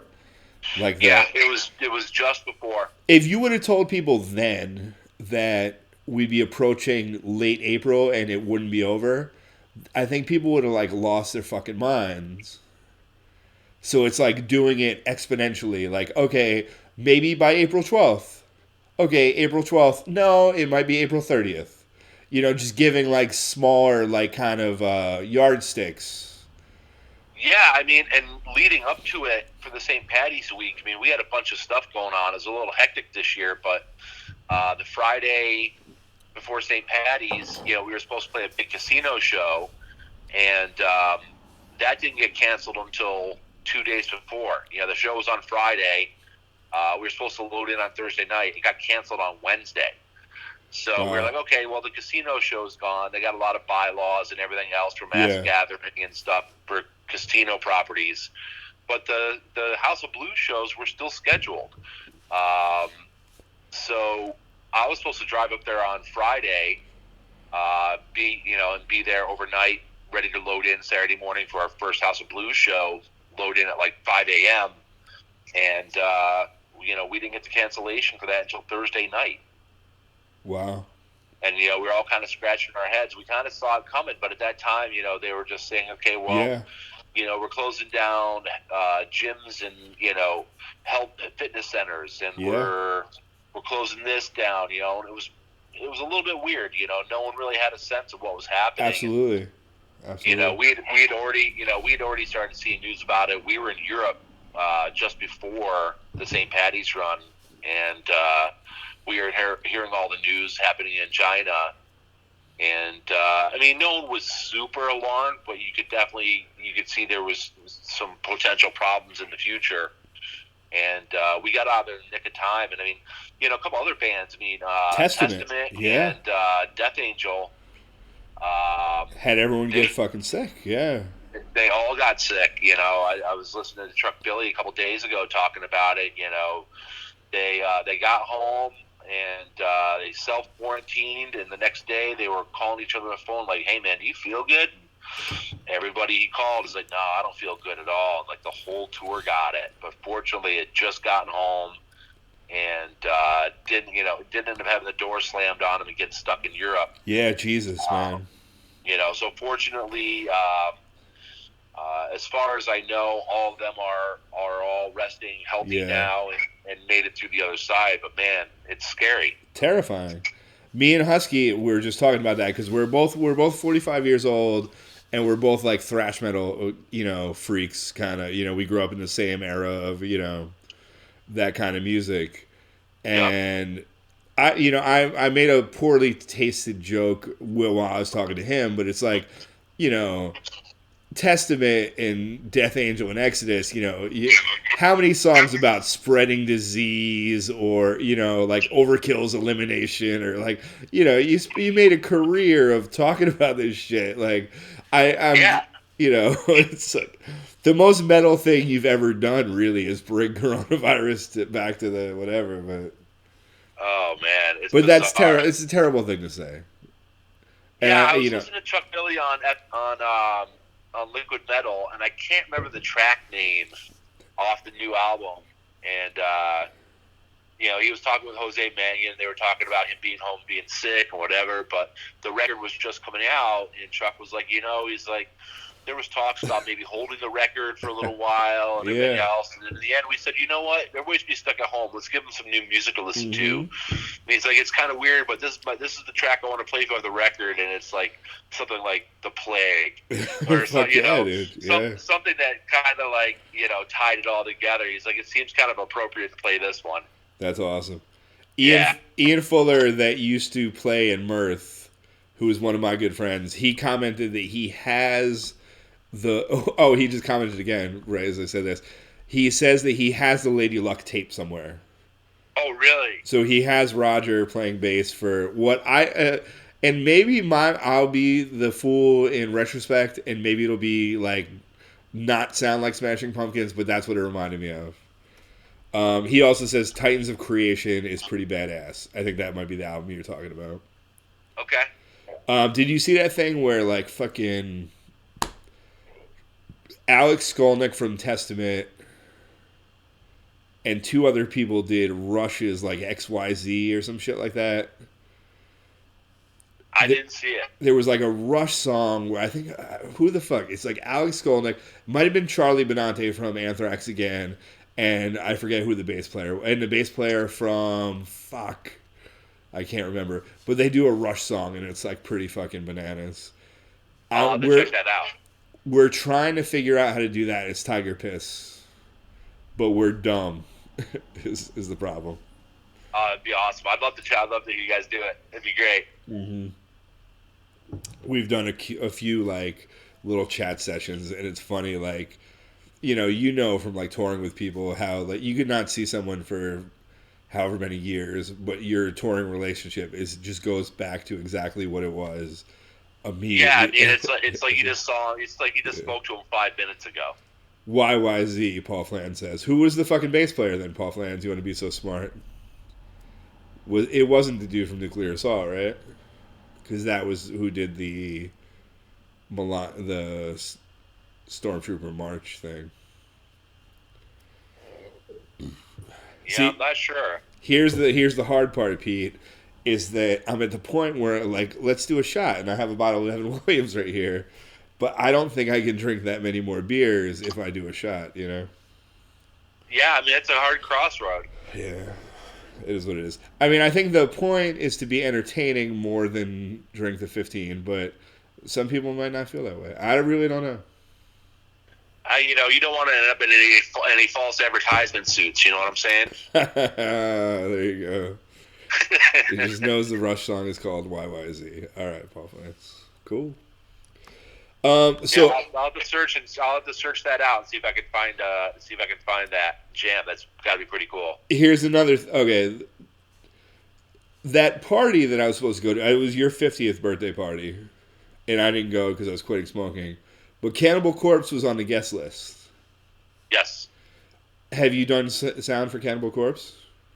Yeah, I was their tour manager, production manager in front of house for about 6 years.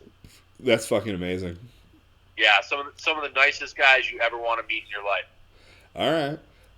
Do you have a good? I mean, I don't know what does a good Cannibal Corpse story even mean, but I got a bizarre Cannibal Corpse story. That's great. We were getting ready to release a live DVD, so we had a really good friend of ours, this girl Denise Koricki, who's done a ton of heavy metal videos for all sorts of bands, and so we were on tour in Europe, and we were there for about a month, and we weren't doing tour buses. We were basically flying almost every day to do these shows. So we're fucking exhausted. It's like day 25 in a row. You know, we took a shuttle from the airport at like 5 o'clock in the morning to the airport. We were in Belgium.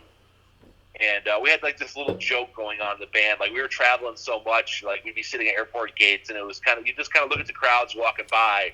Yeah. You know, you kind of pick out people that look like celebrities. It's like, hey, doesn't that look like Jerry Seinfeld, or doesn't that look like Fish from Barney Miller, or whatever? Fish from Barney Miller. Yeah, it was just like whenever you saw a face in the airport kind of walk by, you were comparing like my man Abe Vigoda, time making jokes.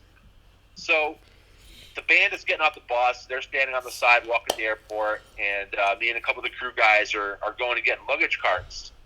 And as I'm pushing empty luggage carts back over, I look up and I was like, hey, man, doesn't that guy look like Jesse Jackson?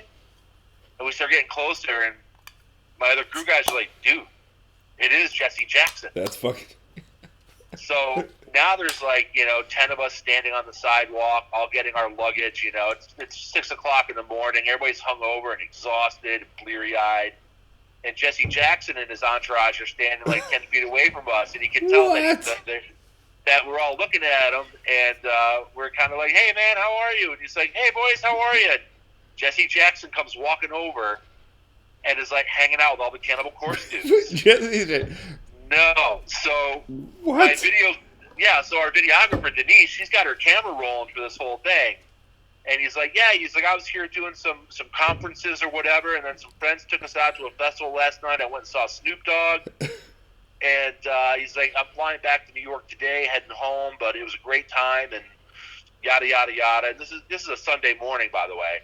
So we're all standing there, and it's like, well, it was really cool to meet you and everything else. He's like, I'll tell you what. He's like, let's all gather around here in a circle and join hands. Let me lead us all in a prayer for our return home to our destination. Cannibal Corpse, Jesse Jackson prayer.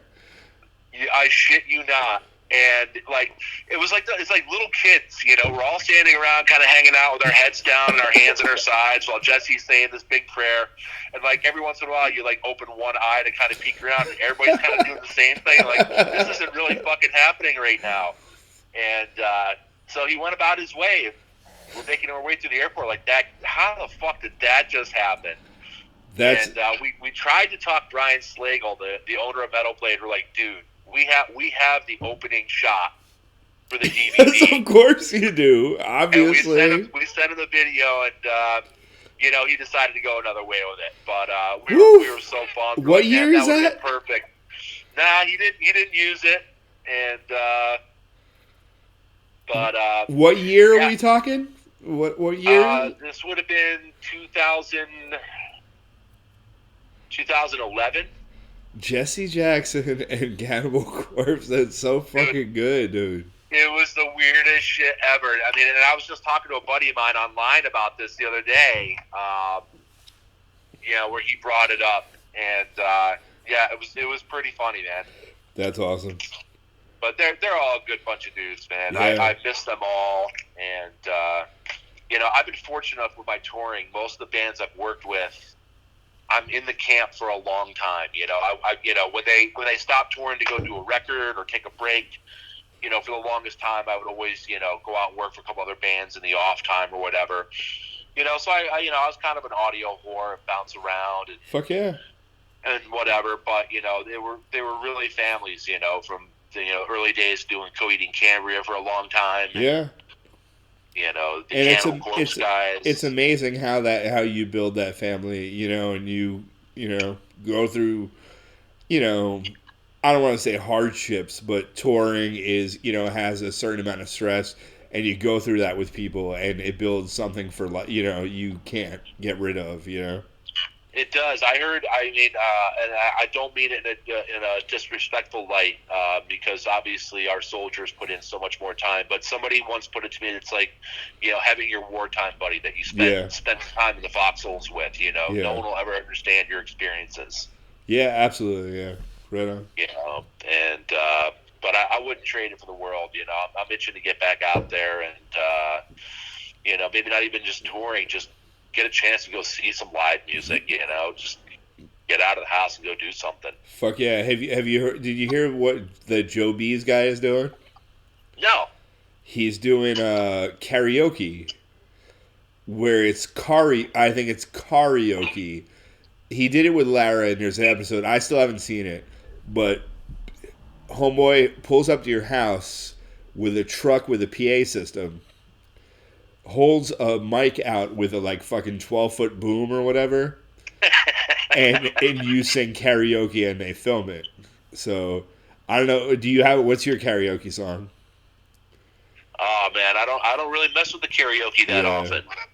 I try to do Roger Miller, King of the Road, simple stuff. I don't know. Yeah.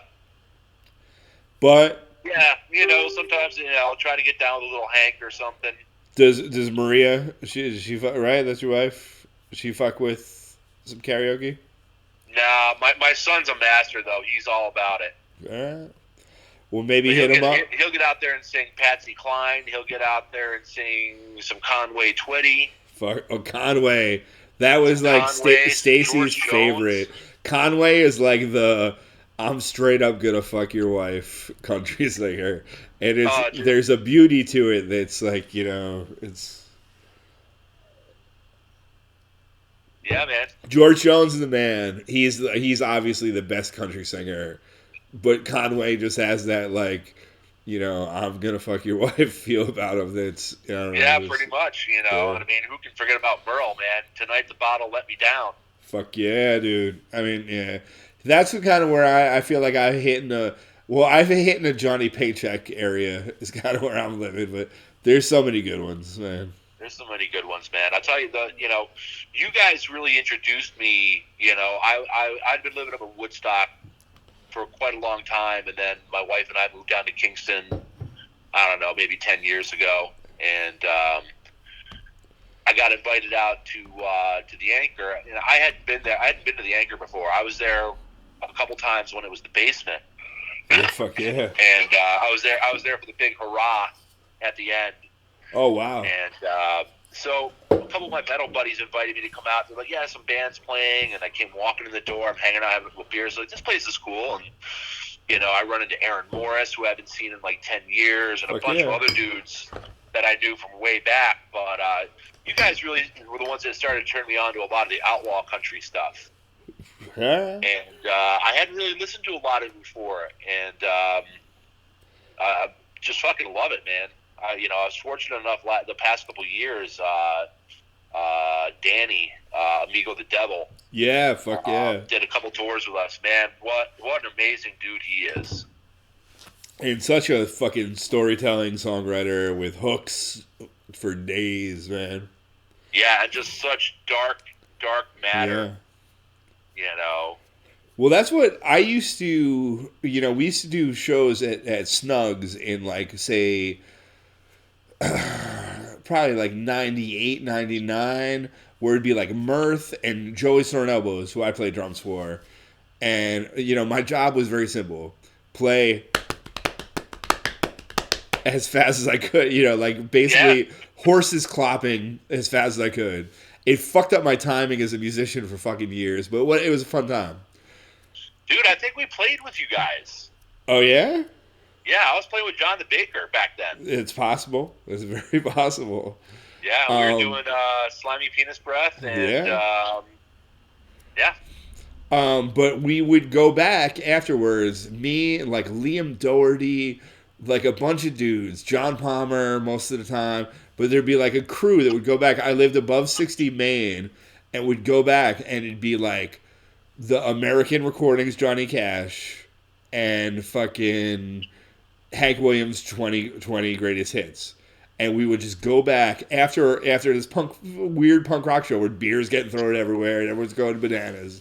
And we'd go back and listen to like Johnny Cash and fucking Hank Williams and just get fucking drunk. It's like, destroyed. Yeah, it's like we're all damaged, and if you're playing music like that, that's fun. It's kind of like afterwards you want to get hurt, so you go fucking listen to fucking hurt. Actual hurt, Yeah, man, it's like 4 a.m. You're trying to hold the tears back. Yeah, it was fucking. Those are times, man. Yeah, man. Well, listen. That's what I was saying. Music knows no boundaries, man. If it's good music, it's good music. Absolutely. I love you, man. I love you too, buddy, man. I'm so glad you invited me to come on the show and hang out for a while. Yeah, no, I think you fucking crushed it. Yeah, and I have to piss like a fucking horse. Go piss. The wife just got home from work. I hear her and the dog making ruckus upstairs, so I'm gonna go jump upstairs and get some dinner going. All right, what are you making? Chicken curry. Fuck yeah, dude. Yeah, nice red Thai curry and Pete, I love the shot of you. I think I'm gonna do a shot with you. You down? I'm down. All right, let's do this shit. I'm gonna go halfy, just to keep it fucking legit. But yeah, I've been sipping on a glass of bourbon here for like the past hour. Yeah, So I got a little left in the bottom of the glass, so I'll toss that back with you. So at the end of this, after I'm gonna interview Jeff Bisti next, but then after that, we're gonna try to do a Dungeons and Dragons fight where we fight Jeff Bezos. Oh, good luck, man. So if I mean, spoiler alert, we're not going to be able to kill him because he's too powerful. But if you want to, throw a rocker at him or anything, I'm going to do, everyone tells me what they're going to do, what their attack is, and I'll tell them whether or not it worked, and we'll go back and forth that way. Because that way it lets me go pee while everyone types in their stuff, Yeah. I'll definitely jump on and check it out. If you want to fight Jeff Bezos, come back later. You got it, man. Love you, Pete. I love you too, buddy. Be well. All right, bud. Later.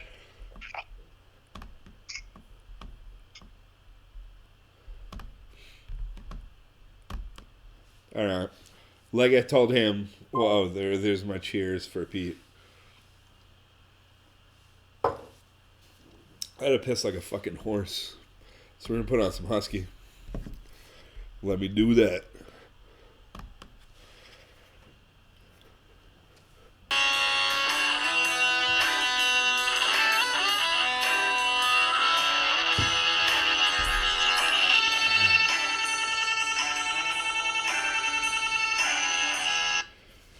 How's everybody doing? Is anyone else drunk? Let me know.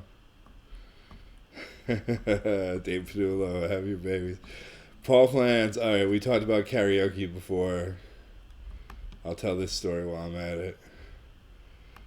Is that my first karaoke experience ever is also the first time I ever heard David Anco.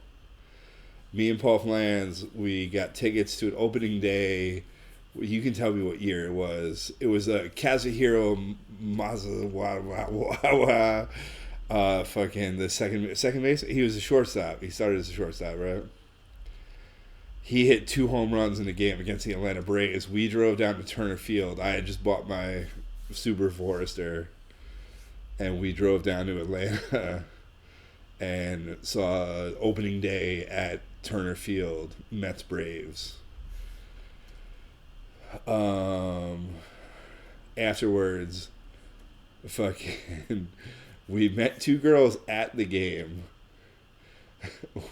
One of them was like straight out of the, like, I've been to Georgia and I've met more people from Georgia more than I did then. This is probably like 2000. This is pre 9/11, I think. But this woman was the most Georgia woman that I've ever met. And she, I think she squeezed Paul Lance's nipple while she was like hitting on him or whatever. It was bananas. We got out of the game, and somehow the ladies eluded us, or we eluded them, I'm not sure. But Paul Flans is like, we call a cab, and he's like, take us to the strip club that Patrick Ewing goes to when he's in Atlanta.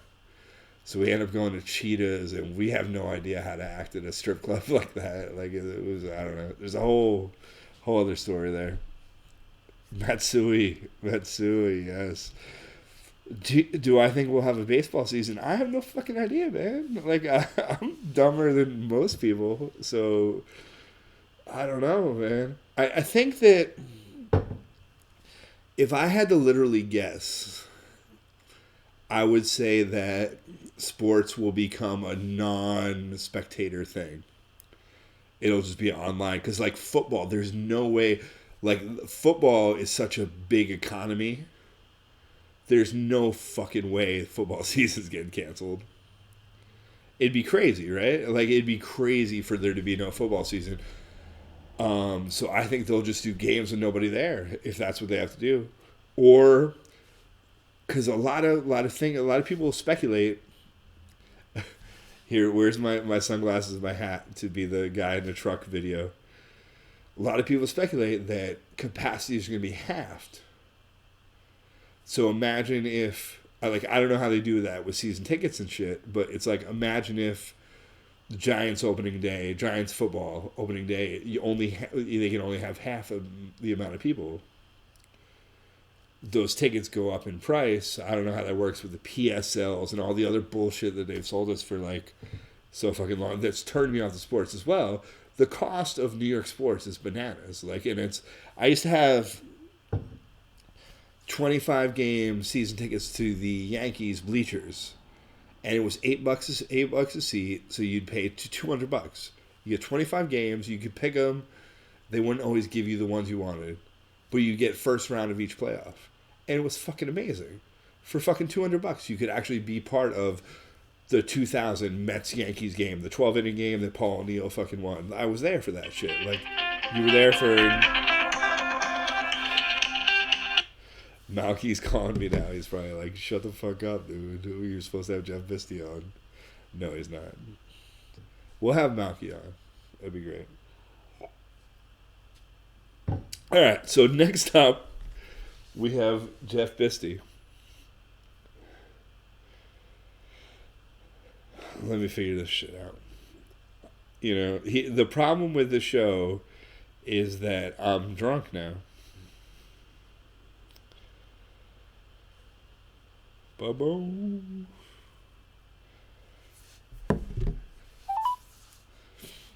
Hi, Jeff. Can't make it to the phone right now. Leave a message. Oh, shit. Did he not answer the phone?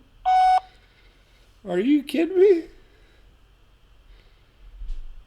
Hey, Jeff Bisti, we're just calling to see what you're doing.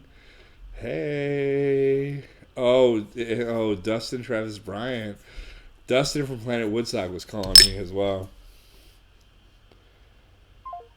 If Jeff Bisti, I mean, I know I'm a half hour late on him. So. Hi, this is Jeff. Can't make it to the phone right now. Leave a message. Are you kidding me? Oh shit! I didn't do the new number. I'm a Nimrod, man. I'm a Nimrod and I'm drunk, so you gotta excuse me some. Wait, let me answer it. I'm gonna decline this. Yeah, oh shit. I'll call you right back on that. Dustin, stop it.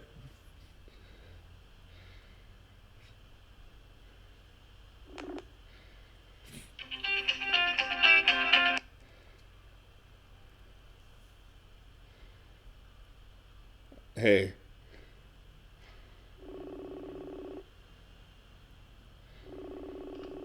I'm calling you now, Jeff.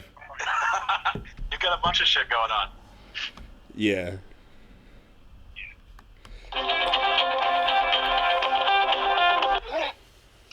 I'm looking at your ceiling. I know. I mean, I don't think there's a good way for us to do this chat and see each other. As long as you can hear me, it's cool. Yeah. I don't know. I mean, maybe I can post it up. I don't know how I can do that. Oh, now I can look at them. But this is a new thing for me. Cheers. Are you drinking? I've got a cat here, so I'm trying to be I'm trying to do the good stuff. But I think part of the train wreck is the appeal. Okay. Let me check. Let me go back to OBS Studios right now. No, the video is. When I talk, the video is pretty good. You talk. Hey, this is Jeff. I'm talking on a video on Kevin's show right now. Yeah, because you're propped against the microphone, but it seems to be working. I don't know. People can tell us if it doesn't. Okay. Whatever. You're a tech wizard. What do you do for a living? I work at IBM. I do. Right now, I'm in charge of North American skills for Z Systems, which is like a bunch of mainframe stuff. I don't know what any of that means, but so like the stuff that runs like banks and big retail companies and insurance. Shit. Okay. So I make sure that all those little transactions work. Okay, so not to go full on storm the Capitol here, but is 5G causing the coronavirus? Maybe just a little bit, but not like, all of it.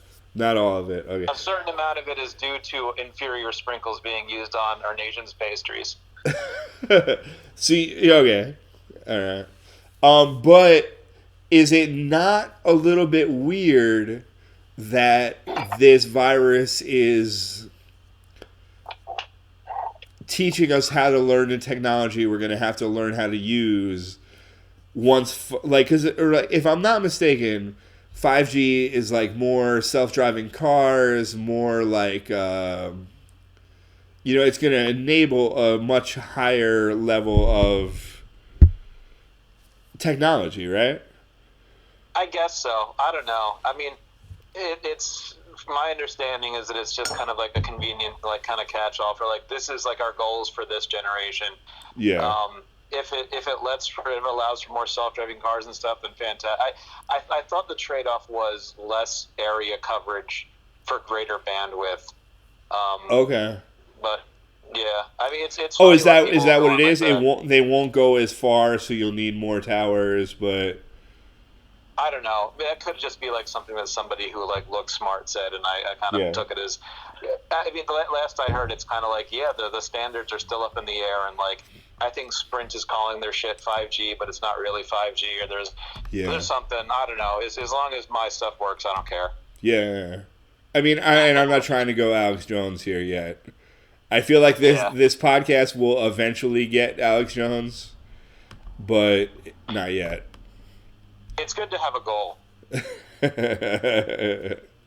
I feel like by the time this podcast gets Alex Jones is going to be a whole different shit. It's like if Slayer tried to be Led Zeppelin, by the time they actually became Slayer, it's like, no, they're fucking Slayer. Fuck you, Zeppelin. I like that you just popped up my Facebook picture. Mm-hmm. Do you like my 9 Inch Nails inspirational T-shirt too? I do, man. Dude, that album meant a lot to me. Like 9 Inch Nails meant.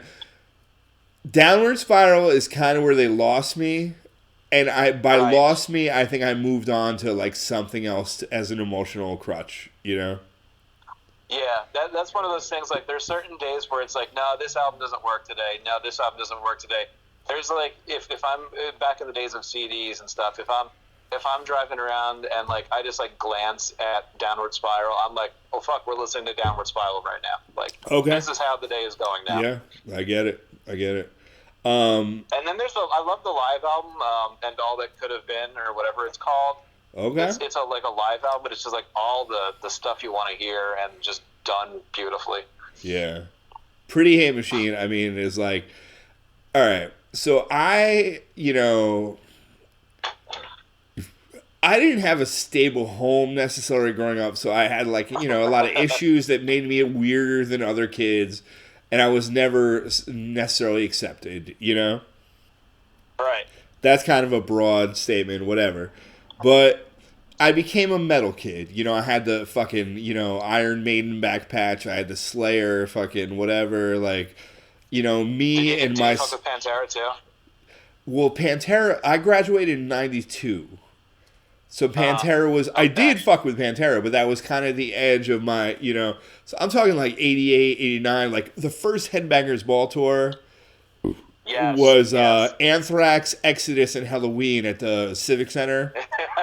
I think that was fucking 1988 or whatever it was. I was born in 74. I was 15 when that happened. The girl that, lived near me that, like, I had wanted to, like, be whatever, she fucked me the day after I went to that show. Because I went to that show. So the first time I had sex was because I went to the Headbangers Ball fucking show at the fucking Civic Center. It's, it had nothing to do with me. That was it. This is like, oh, that was prestige. It's thrash metal. It's fucking cool. Yeah, that's your ticket in. And that was back then. That was who was the host in the first Headbangers Ball? Well, Adam Curry. Yeah. Yes. I came in at like the Ricky Rackman. The Ricky Rackman. Yeah. Yeah. So you're a little younger than me. Yeah, I'm 79. Boom, roasted.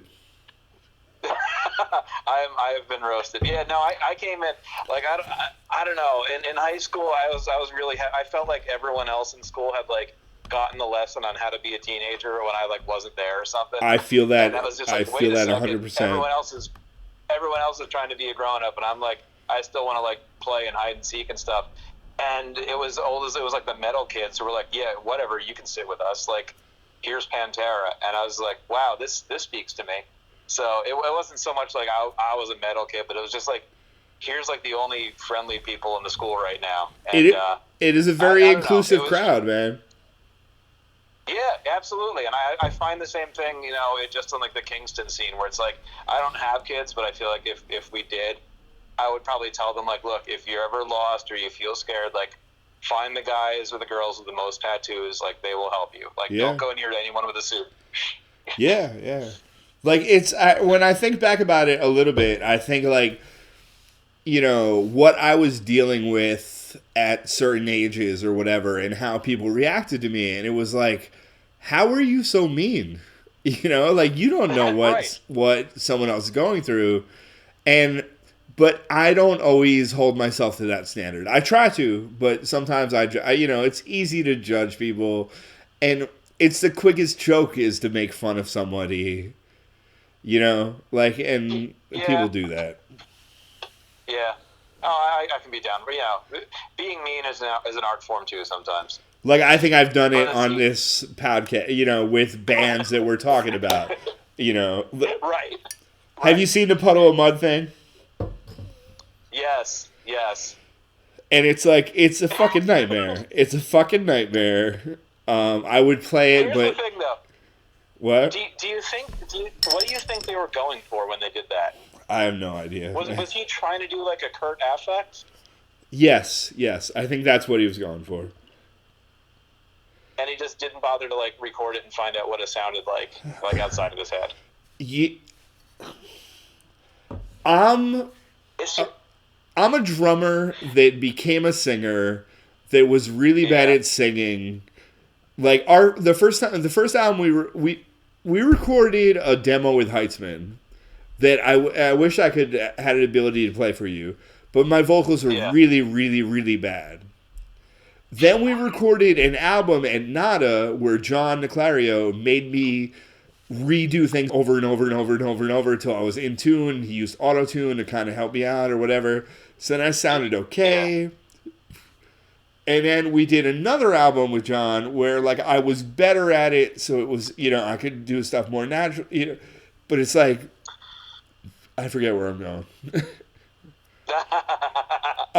You need someone. I remember. You need someone to be like, no, that's bad. Don't do it. Right. I think marriage can be explained in that same fucking sentence. It's like, no. Right. No, what are you doing? Stop. And you listen to that person because you have love and trust in them. So you stop doing what you're doing because, Yeah.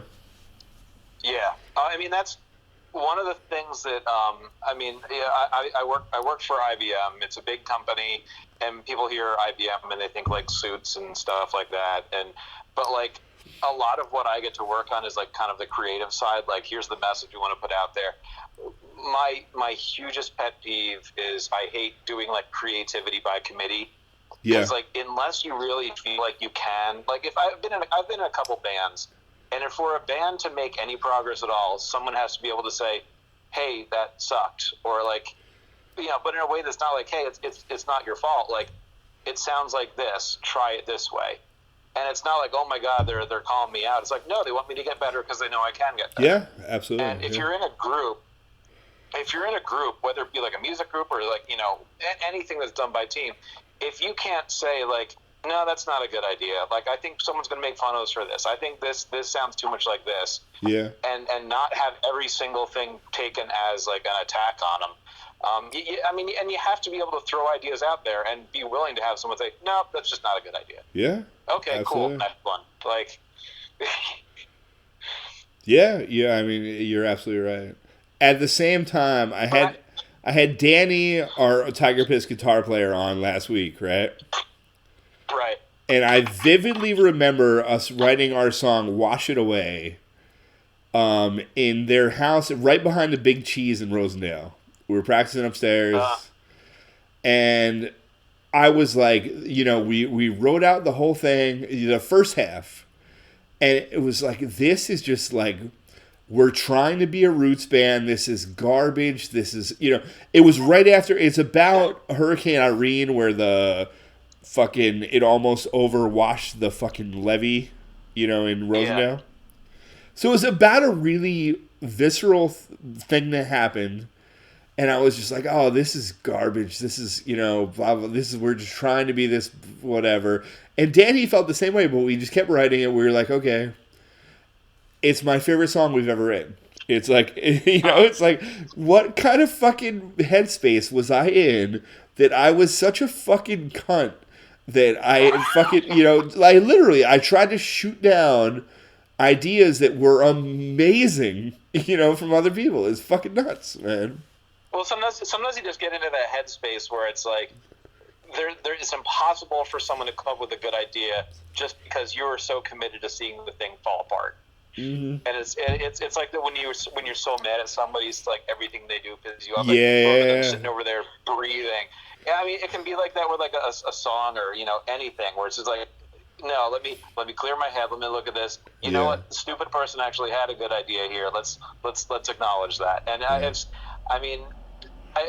sometimes people pitch ideas to me for like the podcasts that I do and stuff, and like my first inclination, or when someone says you need to listen to this band, and I'm just like, dude, I don't know, I'm already kind of busy with bands and ideas, and then like it takes a I don't know, it feels like defeat for me to go, yeah, you're right, I do like that band a lot. Or like, yeah, that was a good idea. Well, it's cool to like we used to as like thrash metal kids. Are you familiar with Rock Fantasy in Middletown? Where'd you grow up? Where'd you grow up? I grew up on the Jersey Shore. Okay. So you got tight abs. Yeah, right. But I grew up in Ellenville, and me and a bunch of our friends, like, our thing would be like, we'd cut out of school and find some older delinquent to drive us to Middletown. Yeah. We'd go to Ponderosa and go to the buffet. We'd eat a bunch of shit and then fucking store up a bunch of chicken wings. Then we'd drive around town and throw chicken wings at people like fucking animals. But then it's stupid as fuck. I'm not proud. But then we would go to Rock Fantasy and we would buy we knew we liked Metallica, we knew we liked Megadeth or whatever, but we'd all buy an album that from a band we didn't know and listen to it on the way back. We'd fight over who got to hear. We're talking cassette tapes, Right. So that's where I bought Sacred Reich's Surf Nicaragua, which is a killer fucking album, and they're a great band. My friend Ray bought Cannibal Corpse's first album, Eaten Back to Life, I think it's called, and then Carl Carlu brought some other album.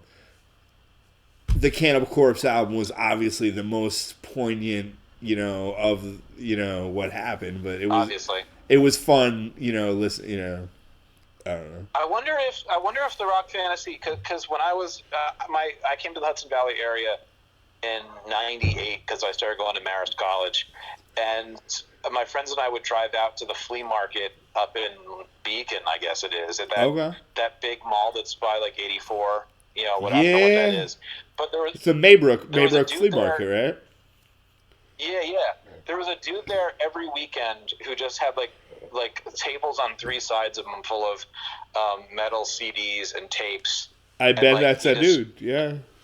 I bet it is, because my friend Jeff, he would always come back with 3 or 4 discs. There was but he was into Rhapsody, now Rhapsody in Flames or Rhapsody of Fire, whatever it is, and crap. Who else did he like? I don't know. Obviously Cannibal Corpse and you know, As I Lay Dying, and so not As I Lay Dying, whatever. All that kind of stuff. But the guy was just I don't know. He was surrounded by people selling dresses and old flags, and here he is with these cassettes with disemboweled things on them. That's fucking awesome. I mean, if that's the same flea market that I'm thinking about, it's the Maybrook Flea Market, and that's where I would go. That's a big part of my childhood, and I can tell stories about that for days. But where I would go and buy fake Transformers, it'd be Soundwave. And you could buy fake sound, the cassette tapes. They turn into the lion or they turn into the eagle, but they'd also turn into a cassette tape that would fit in them. But the real ones wouldn't. Incredible. The real ones wouldn't, but the fake ones would. It's Man, I remember what did I buy at the flea market? I bought batteries that were just here's a bunch of dead batteries, but they're really cheap. Yeah. I think I bought my first a Shure SM57 microphone, which probably isn't actually a Shure SM57 there. Dude. I don't know. I just remember whenever I left the place, I just always felt sick. There's just something hanging in the air there. I remember one time Jeff bought a wig because it was $2 and he had to go to the hospital because his head was just swelling and. It's not funny. It's not funny getting an infection, but it's funny. No, it certainly isn't. I feel bad. I'm not going to have any good stories like Pete did. I mean, Jesse Jackson and Cannibal Corpse. I mean, come on. That's not. Yeah, whatever. It is what it is. I had a picture of me, Husky, and King Buzzo, and then he dropped the Cannibal Corpse Jesse Jackson story. But at the same time, you are helping me out more than anyone else because there's a lot of things I don't know how to do and I don't understand about this world. Can I, because I'm recording this shit, can I upload this to YouTube and still use that Dropkick Murphys and Husky footage? I would take out the the Dropkick Murphys stuff, because that's probably just like in the YouTube Sound ID thing. Gotcha. Husky might not be.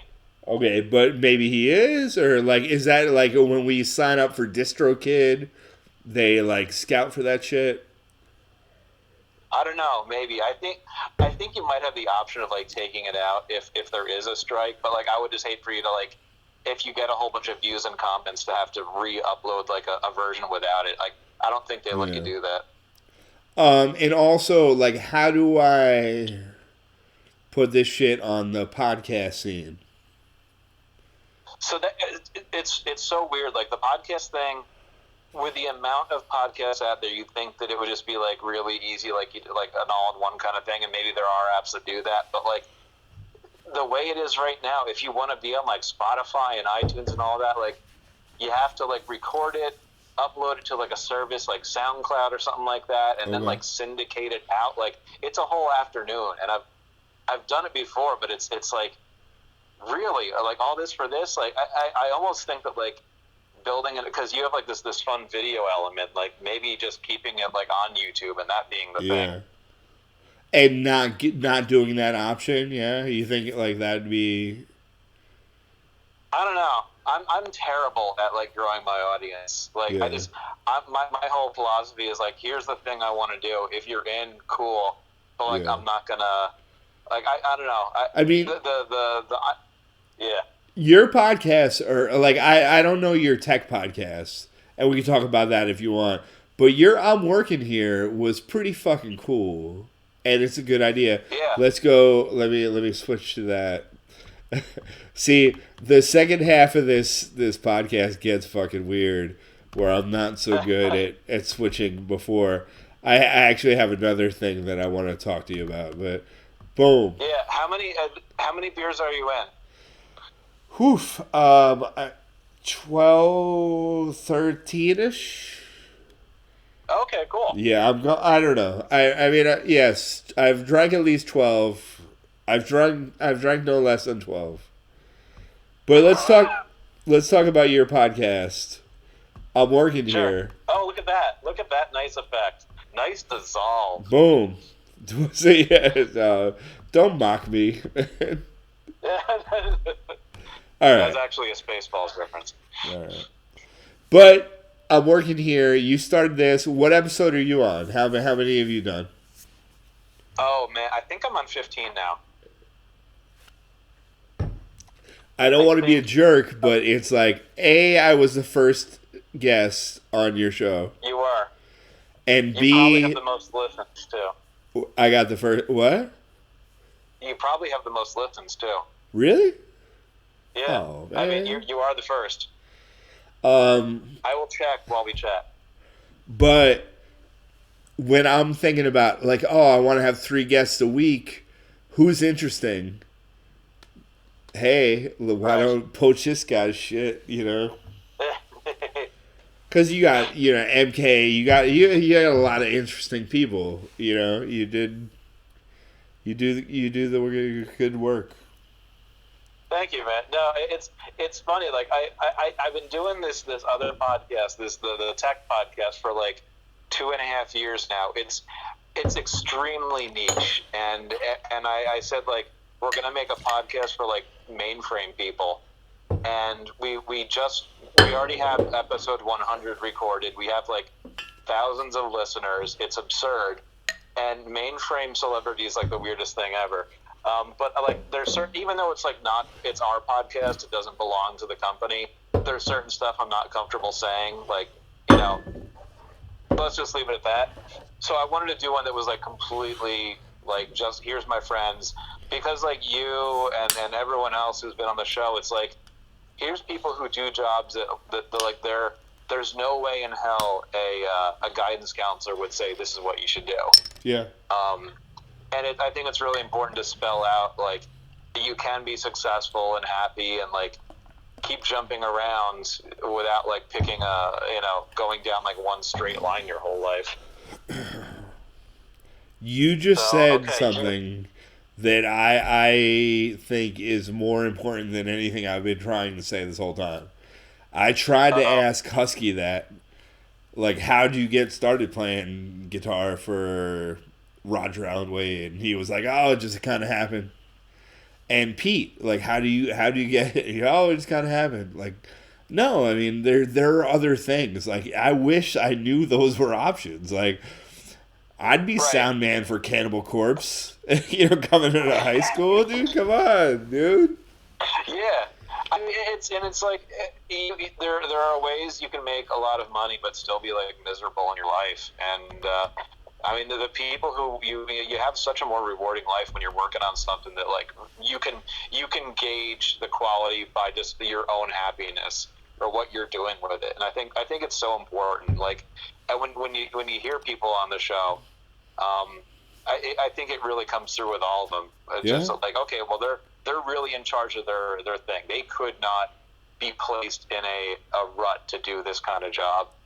One of my like most fun jobs I ever did. Like I worked at McDonald's for 2 years. Like that was like a defining period of my life right there. Just like untold amount of stress and just like it's war.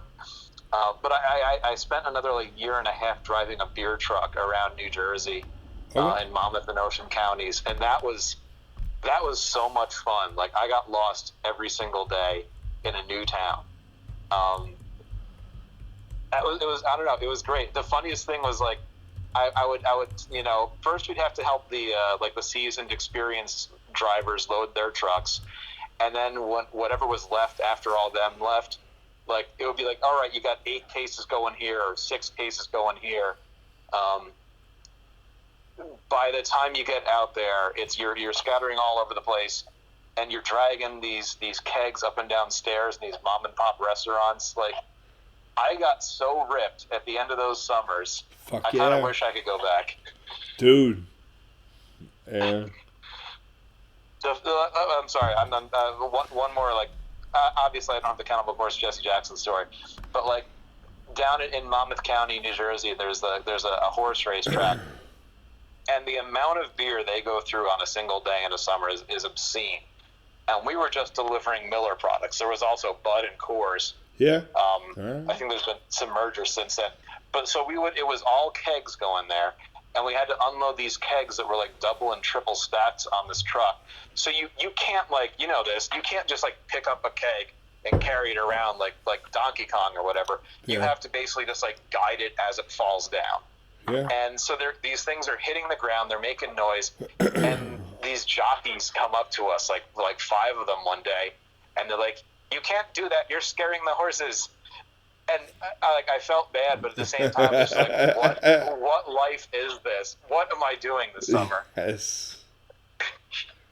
Yeah, I knew it. Yeah, the I'm Working Here podcast. It's been a lot of fun.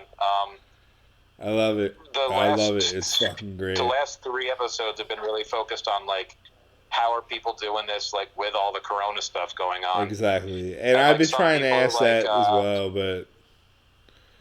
Yeah, I mean, because of my job, like most of my team is remote anyway, so we're just like, yeah, we're all working from home. So it really hasn't been like as crazy as like teaching people how to use Zoom. But I don't know. I treat it like I've given up on like my hair and looking nice and stuff. So when people talk to me like through the webcam, it's just like, yeah, I'm here. What do you want? Do you think this is going to be the new normal where, like, why the fuck do I have to go into the office if we've been doing this for so long? Yeah, I think so. Like, and it's going to be remote? I think so. I mean, I think we're finding out, like, what meetings really could just be emails and, my wife is a teacher. She's downstairs all day while I'm up here, like working with teachers and stuff like that. And they've had to adapt a lot more quickly than we have. But I think I wonder what's going to happen with like snow days from school in the future. If it's just going to be like, there's like an 80% chance of snow, so grab your laptop because we're going to be doing it virtually tomorrow. Huh. But I mean, I'm used to doing virtual That like, would online suck. stuff with my team. Could you fucking imagine how much that would suck? Oh, it's gonna snow. It's gonna snow. It's gonna snow. Fuck! I gotta fucking sit here with a fucking laptop all day. Yeah, I mean,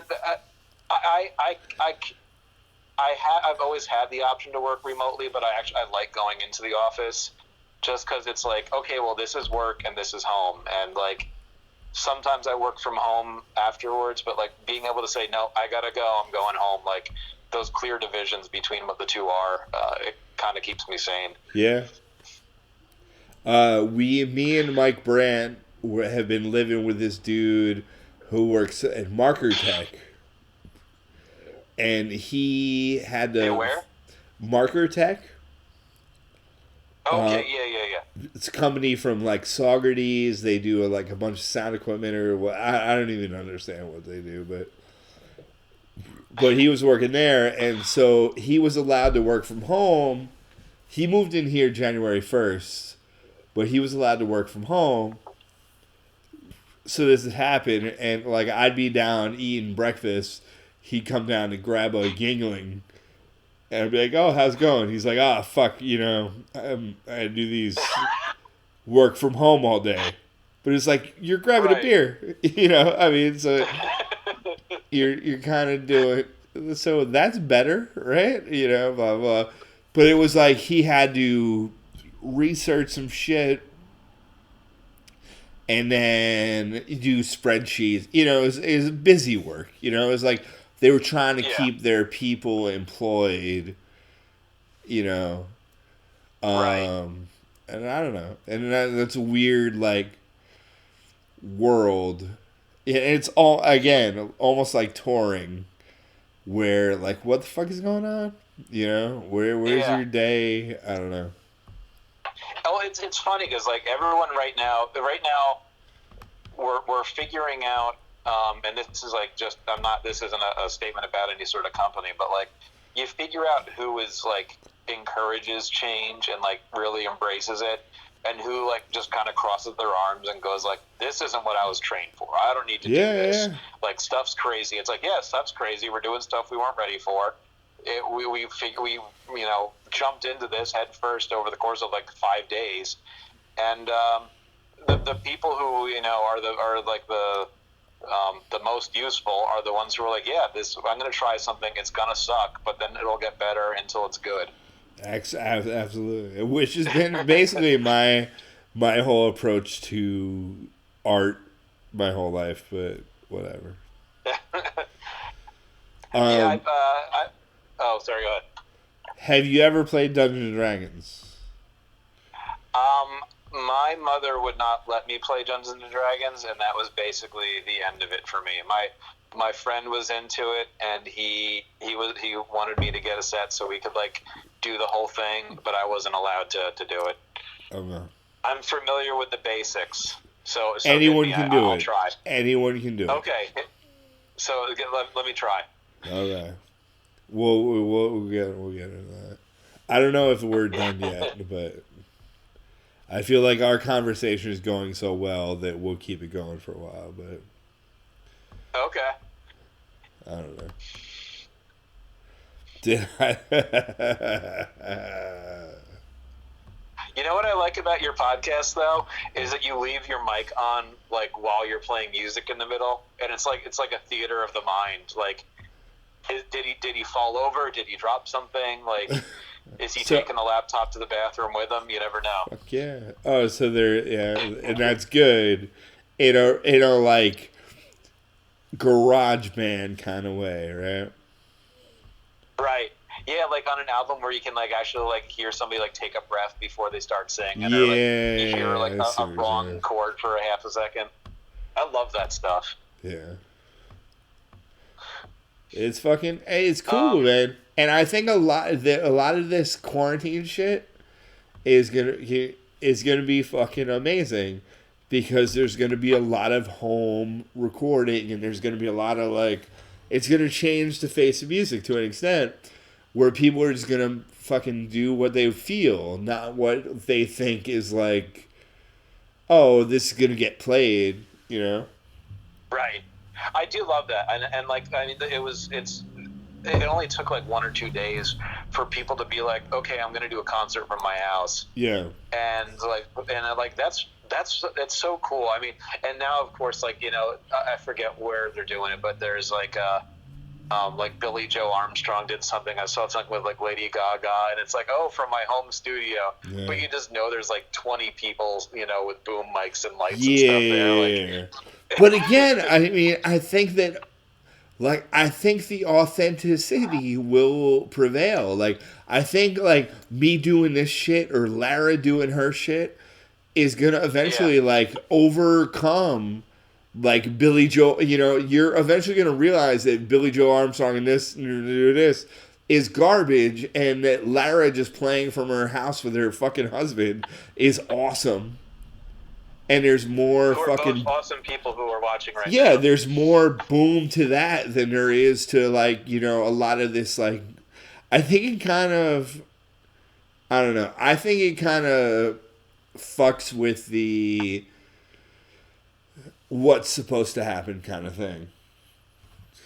I'm drunk, but I'm drunk, so I don't know what the fuck I'm talking about. I do. You know, it only took a couple days for people to stop putting on airs that like they do live in like a perfect world, I guess. Yeah. And now it's like, yeah, this is my house. Like, it's dirty. There's an Amazon box here from 6 months ago. Like, deal with it. Like, I do love that we've just like we've gotten to the open and honest part of representing ourselves. So you and your wife, like, you haven't spent this much time at home together. No, yes. We haven't, and like my wife and I, we you know, we love but each other. You're dreamy, you're adorable. Right. Yes. Yeah. Exactly. So it comes natural. Now we're both kind of like independent, like socially. Like, she has her work friends, I have my Kingston friends, and like every once in a while the two cross over. Is that underboob? But is that what? I don't know. Some boy. But yeah, like, I mean, we've kind of just been like finding new ways to keep ourselves entertained, and part of it works because I can work upstairs in our little house, and she's working downstairs, and we'll run into each other in the kitchen during the day. But at some point during the day, it's just like, okay, I'm done working, period. But that is one of the weirder things, is just like, when is that point? Yeah. Yeah, like, and you can't. It's hard to tell somebody when you know that everybody you're working with is home, to tell someone like, I don't have time for that, or like, I gotta go. Yeah. Because you can't tell them like, yeah, my you know, I've got a thing I gotta go do. It's like, no, you don't. You're sitting in your house. But I am thankful and fortunate, I guess, that IBM, like a month and a half ago, they were like, look, there's this thing going around. We don't know how bad it's going to be. Work from home if you can. And like, ever since then, it's just been like, if you need resources, here you go. You know, make sure you're treating each other right. So it's been very good here compared with some other horror stories I've heard. Where are you going? I had to pee like a motherfucker. You keep telling the story. I'll be right back. All right, cool. Oh man, what should I talk about here? Let's talk about let's talk about how. Motherfucker. Yeah, I'm going to talk about. So yeah, I've been kicking around this idea for this podcast for like a year, and I think I told everybody, like, I want to do a podcast. It's going to be like this, and like I would get like right up to like emailing somebody, and then be like, no, this is going to be really silly. And then I ran into Kevin at the Anchor one night. He was maybe like 12 beers in, I think. And he was like, I'm going to do a podcast. It's going to be about like stories from the road, Diary of a Merch Man kind of thing. And we were talking about it.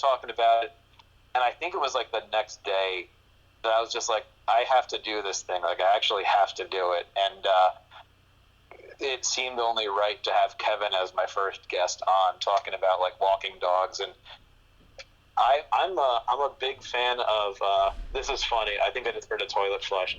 I think it's really funny that like Kevin's doing the long format podcast, where mine is like, let's get in and get out in 20 minutes. Because I would love to talk to these people on like I don't know, on a much longer, drawn out scale. Sorry. I'm back. I'm waiting for you to show up on the video. I guess there's a little bit of lag there. Oh, there you are. There's about a minute. I've got 2 windows into your house. Oh, shit. Have you ever played Dungeons and Dragons? No, I haven't. My mother wouldn't let me. Okay. So never in your life? Never. I mean, I have friends who do it, so if you can like ask me like the right questions, I can maybe fake my way through it. All right. We're gonna. You sound disappointed. We're gonna try to fight Jeff Bezos. I think that's the idea. And spoiler alert: there's 6 people watching. 6 people aren't gonna kill Jeff Bezos, so we're not gonna win. But we can do this game if we want. What do you think? Let's go for it. You guys, is everyone like? There's 6 people watching. Do you guys want to do this game? I have Jeff Bezos as a villain, and I commissioned a picture of him that I'll show right now. Or wait, there's a better. God damn. Did he ever scan that, or you just have like the picture of the drawing? I just have a picture. I haven't gotten the actual drawing yet. I'll probably get it tomorrow. I did literally ask this dude to do this like last Thursday, and he did it in a day and crushed it. I think. But so I don't have. So my theory, Jeff, is I'm recording this episode, and I'm going to upload it to YouTube, and I'm going to, from the Facebook page, be like, oh, if you share our YouTube or if you like our YouTube, you get entered into a raffle to win a print of this picture or some shit. That's cool. Try to, do a little razzle-dazzle, Yeah, it's like when, like in the YouTube, when they're like, "Hey, what's your favorite color?" Comment it down here because I really care about that. Yeah. Do you do that with your podcast, or do you're kind of like too cool for school? You're like Sebadoh. Too cool for school. So with the I'm working here, I tried to do it like on Facebook, and I was like, you know what? I'm gonna buy some ads and do some shit, but unless you throw like hundreds of dollars at each episode, it doesn't get like meaningful views. Like they'd say like, yeah, 20,000 people saw this. It's like, okay, it's a podcast though. What I really care about is people listening to it and like building up an audience, not just like looking at it and clicking like on it. So I don't know, maybe I just don't know the machine right, but it just like, I feel like I'm putting enough time and effort and money into each actual episode itself. I don't really feel like just buying ads. I'd rather just make good stuff. Yeah, absolutely. I forgot that we were supposed to talk about this podcast chair. You had a post about it. I'm posting it now. Do I need this? What? The chair thing? Yeah. Would it look better? And how would I make it look like the Death Star battle was happening behind me, or I don't know, how would I make it look like these things? I think with OBS it's actually pretty easy. The hardest part is you're going to need like some better lighting coming from the front of you. Yeah, okay, fair. But I mean, actually with OBS you might not even need. No, you still need a green screen with OBS. A friend of mine pointed out in the comments of that thing that if you flip it upside down, you could wear it like undergarments. And now that's all I can see when I look at that. Holla. Just wear fucking where that is your butt. Yeah, that's fucking awesome.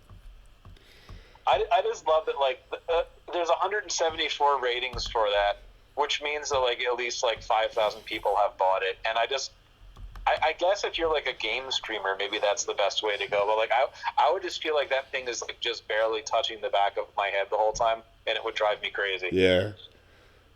Well, that's what I feel like. I feel like people might scroll through my feed, or the feed, as it were, and see me talking to someone very interesting, and just see my, I kind of look like a dude doing a car video, just not as passionate, Right. Yeah. I had another idea for a podcast that I really wanted to do, and I still might, where we just like pick like 3 stupid things on Amazon, and just say like, what the hell is this thing, and then like read through comment like the reviews for it, and just make fun of that. Just because I feel like that's a fun way to pass an hour, and just like pick out have 3 guests on, because I want to have like a 3 or 4 person guest podcast, of course, and then just like go around the horn and like just have the best, I'll have all that rhythm kind of stuff, but have it based around like each person brings something they found on Amazon that they want to talk about. That's basically like every show that's been on like, sub-cable TV forever, like,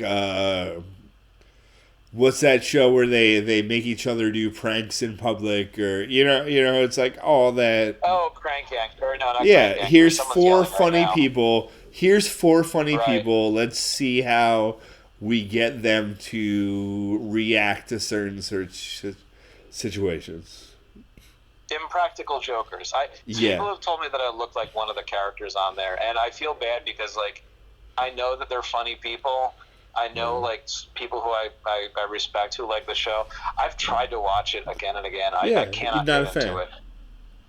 I'm not a fan, and that's nothing against them. They'd probably be like, okay, it doesn't work for you, whatever. Yeah. I mean, I get that. Like, I couldn't do stand-up if I had to save my life. But I think I'm funny. Have you ever tried? Yeah, no, I haven't tried, but because you have to crash and burn to try. I don't think you can do stand-up and just fucking, no one is just like, here's my first stand-up routine, and by the way, like, I've seen Francis bomb, and Francis is one of the best, like, he's like fucking straight up built for that shit, Right. Well, I mean, that's with anything. Anybody, the people who constantly strive to make themselves better, they do that because they can remember the times they just failed horribly. Yeah. And you have to admit that like failure exists just as good times exist. Yeah. And if you're, would you want to like step out with a band on tour or like join a band if someone's like, yeah, everything's great, every song we write is just better than the last one, and every audience we play to completely loves us? You'd be like, you're reading everything wrong. Yeah, of course not. Yeah. I mean, it also goes back to that what's that adage or whatever? That's weird. Somebody just stopped in front of my house, where people are like, if you want people like to listen to a story you're telling, just tell them, be like, I'm going to tell you guys about the time that I completely bombed on stage. You have everyone's attention. I watched who was it? Karen Ronkowski the other day for fucking way too long. It's like this 50-year-old white-haired lady that just fucking made me fucking laugh balls off. Karen Ronkowski. Ronkowski or something? I don't know. It was pretty good. I don't know. I don't know if that's... I think that would be a fun gimmick for a comedian who's just like... I mean, if you're a comedian, like the hustle and the skill, like it's like 2 things that are sometimes not related at all. And sometimes you see someone, you're like, I admire your hustle, maybe work on your skill. Like, it's funny how disconnected those are sometimes. Yeah, no, I think I have the hustle more than I have the skill, but if you keep it something long enough, like, you do make it your own. Yeah. I mean, Ween has just been weird for fucking 40 years. Like, Right. You can do shit for, you can be ineffectual and fucking weird for a long time, and it doesn't matter. Right. As long as you stick with your thing. Like, the worst, this is funny. So I'm now that every guest I'm going to have on the podcast is going to be remote. Okay. There's people who there's people across the world or across the country who I'm trying to set up interviews with them now because I might as well, right? Yeah, and fuck yeah. So I joined these Facebook groups where it's podcast networking. You can find guests and shows to be on. It's the weirdest thing. 99% of the podcasts out there are about podcasts and how to get people on your podcast and how to build your professional network and stuff like that. And then 99% of the people who want to be on podcasts are life coaches and people with podcasts who want to tell you how to grow your podcast audience. And I that's made fucking a post crazy. I want to talk to somebody who actually has a real business. And people got very upset. They're like, "This is a real business." It's I don't know. I don't know. So anybody can just declare themselves a life coach at any point in time. All right, I'm a life coach. I am definitely a life coach, but you are definitely a life coach. Oh God! Oh, I dropped my phone. I'm back. I don't know. It's weird times, and yeah, I'm curious. I don't think we're gonna. You were talking with Pete about this, about returning back to normal. I don't think we're gonna just throw a big switch and say, "Hey, we're back to normal." I think we're definitely not. Yeah. No. He's giving me this way for a long time, and I think it's gonna be this way for a long time. I think we're gonna have to learn how to do this kind of shit, but yeah. Yeah, I don't know what's going to be the tipping point that makes it all right to walk into a lobby of a store again. Yeah. But I don't know. We're finding out more. It's getting dark. It is what it is, man. I mean, it's crazy times, crazy. I'm finding that people don't know how to refer to this time, so it's that was something that we did before. Yeah. We just say before.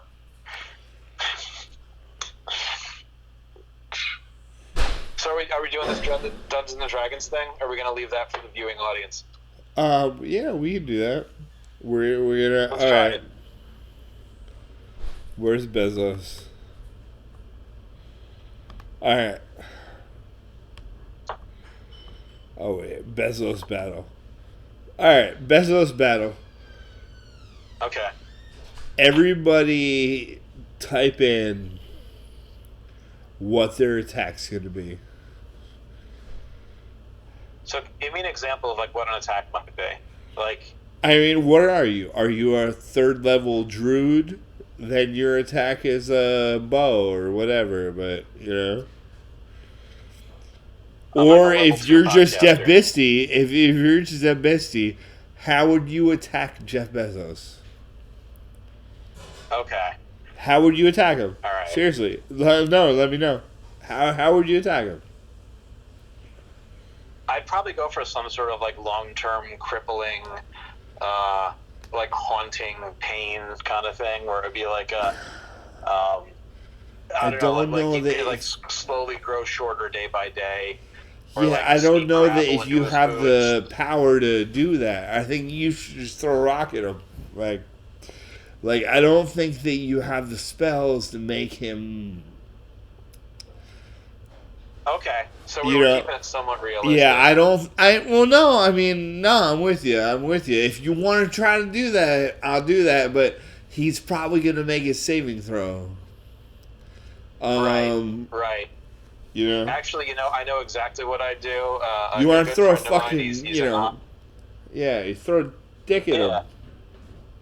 I have a friend who's in the hospital right now with the Rona, and he wants nothing more than to lick one of Jeff Bezos' doorknobs. So I would sick him on that. What? Boss music. Get some boss music going.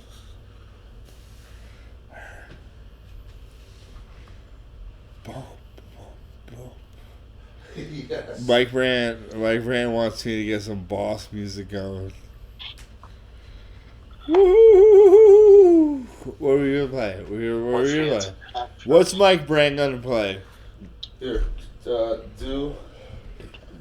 Yeah, I got an hour of it. Do a Safari tab. Open Safari tab up. No, I want to hear you play it. 1, 2, 3, 4.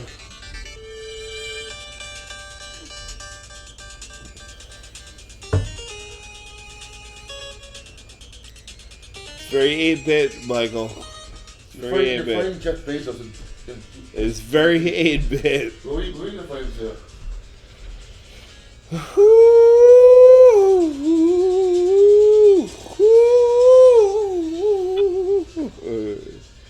Yeah! I don't even know what we're talking about. Right, man. Shit is bananas. Who am I? Oh, is that Pete's lady? Is so darn.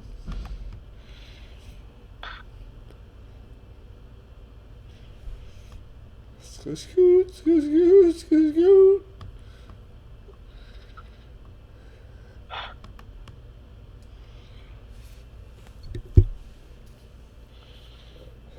Wow, you've been at this for 3.5 hours.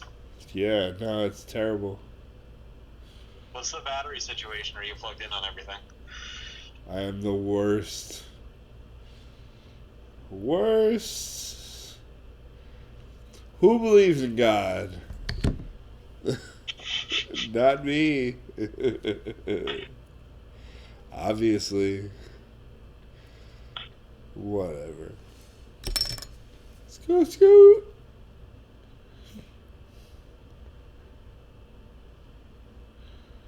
I'm trying to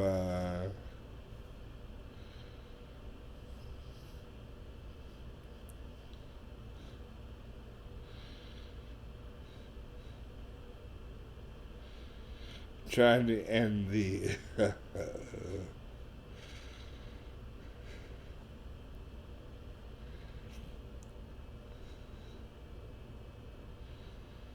damn, son. Trying to end the shit. Ooh.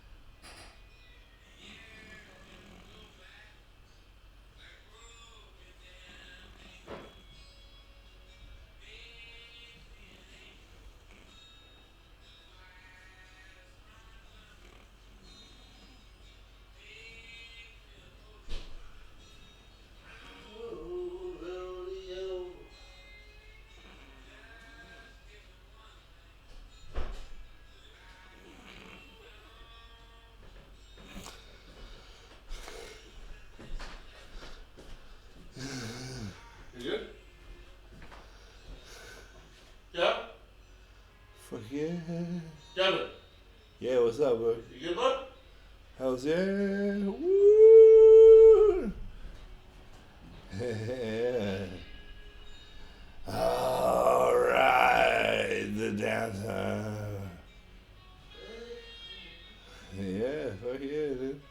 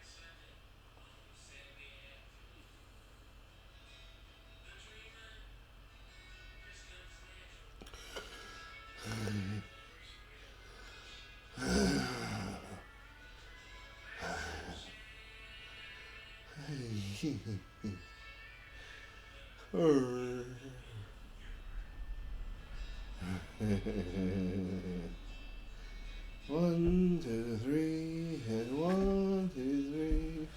1, 2, 3.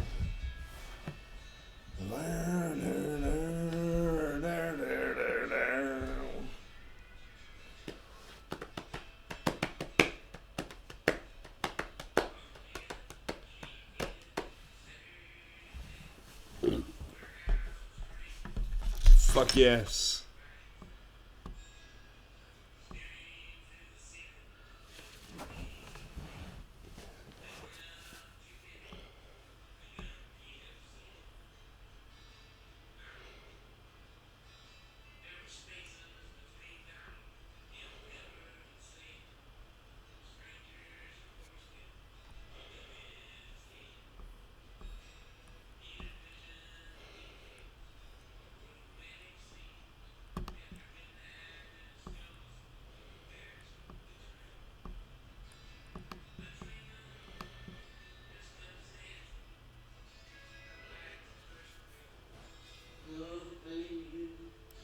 Yes. Why don't John Prine be our next dungeon master, man?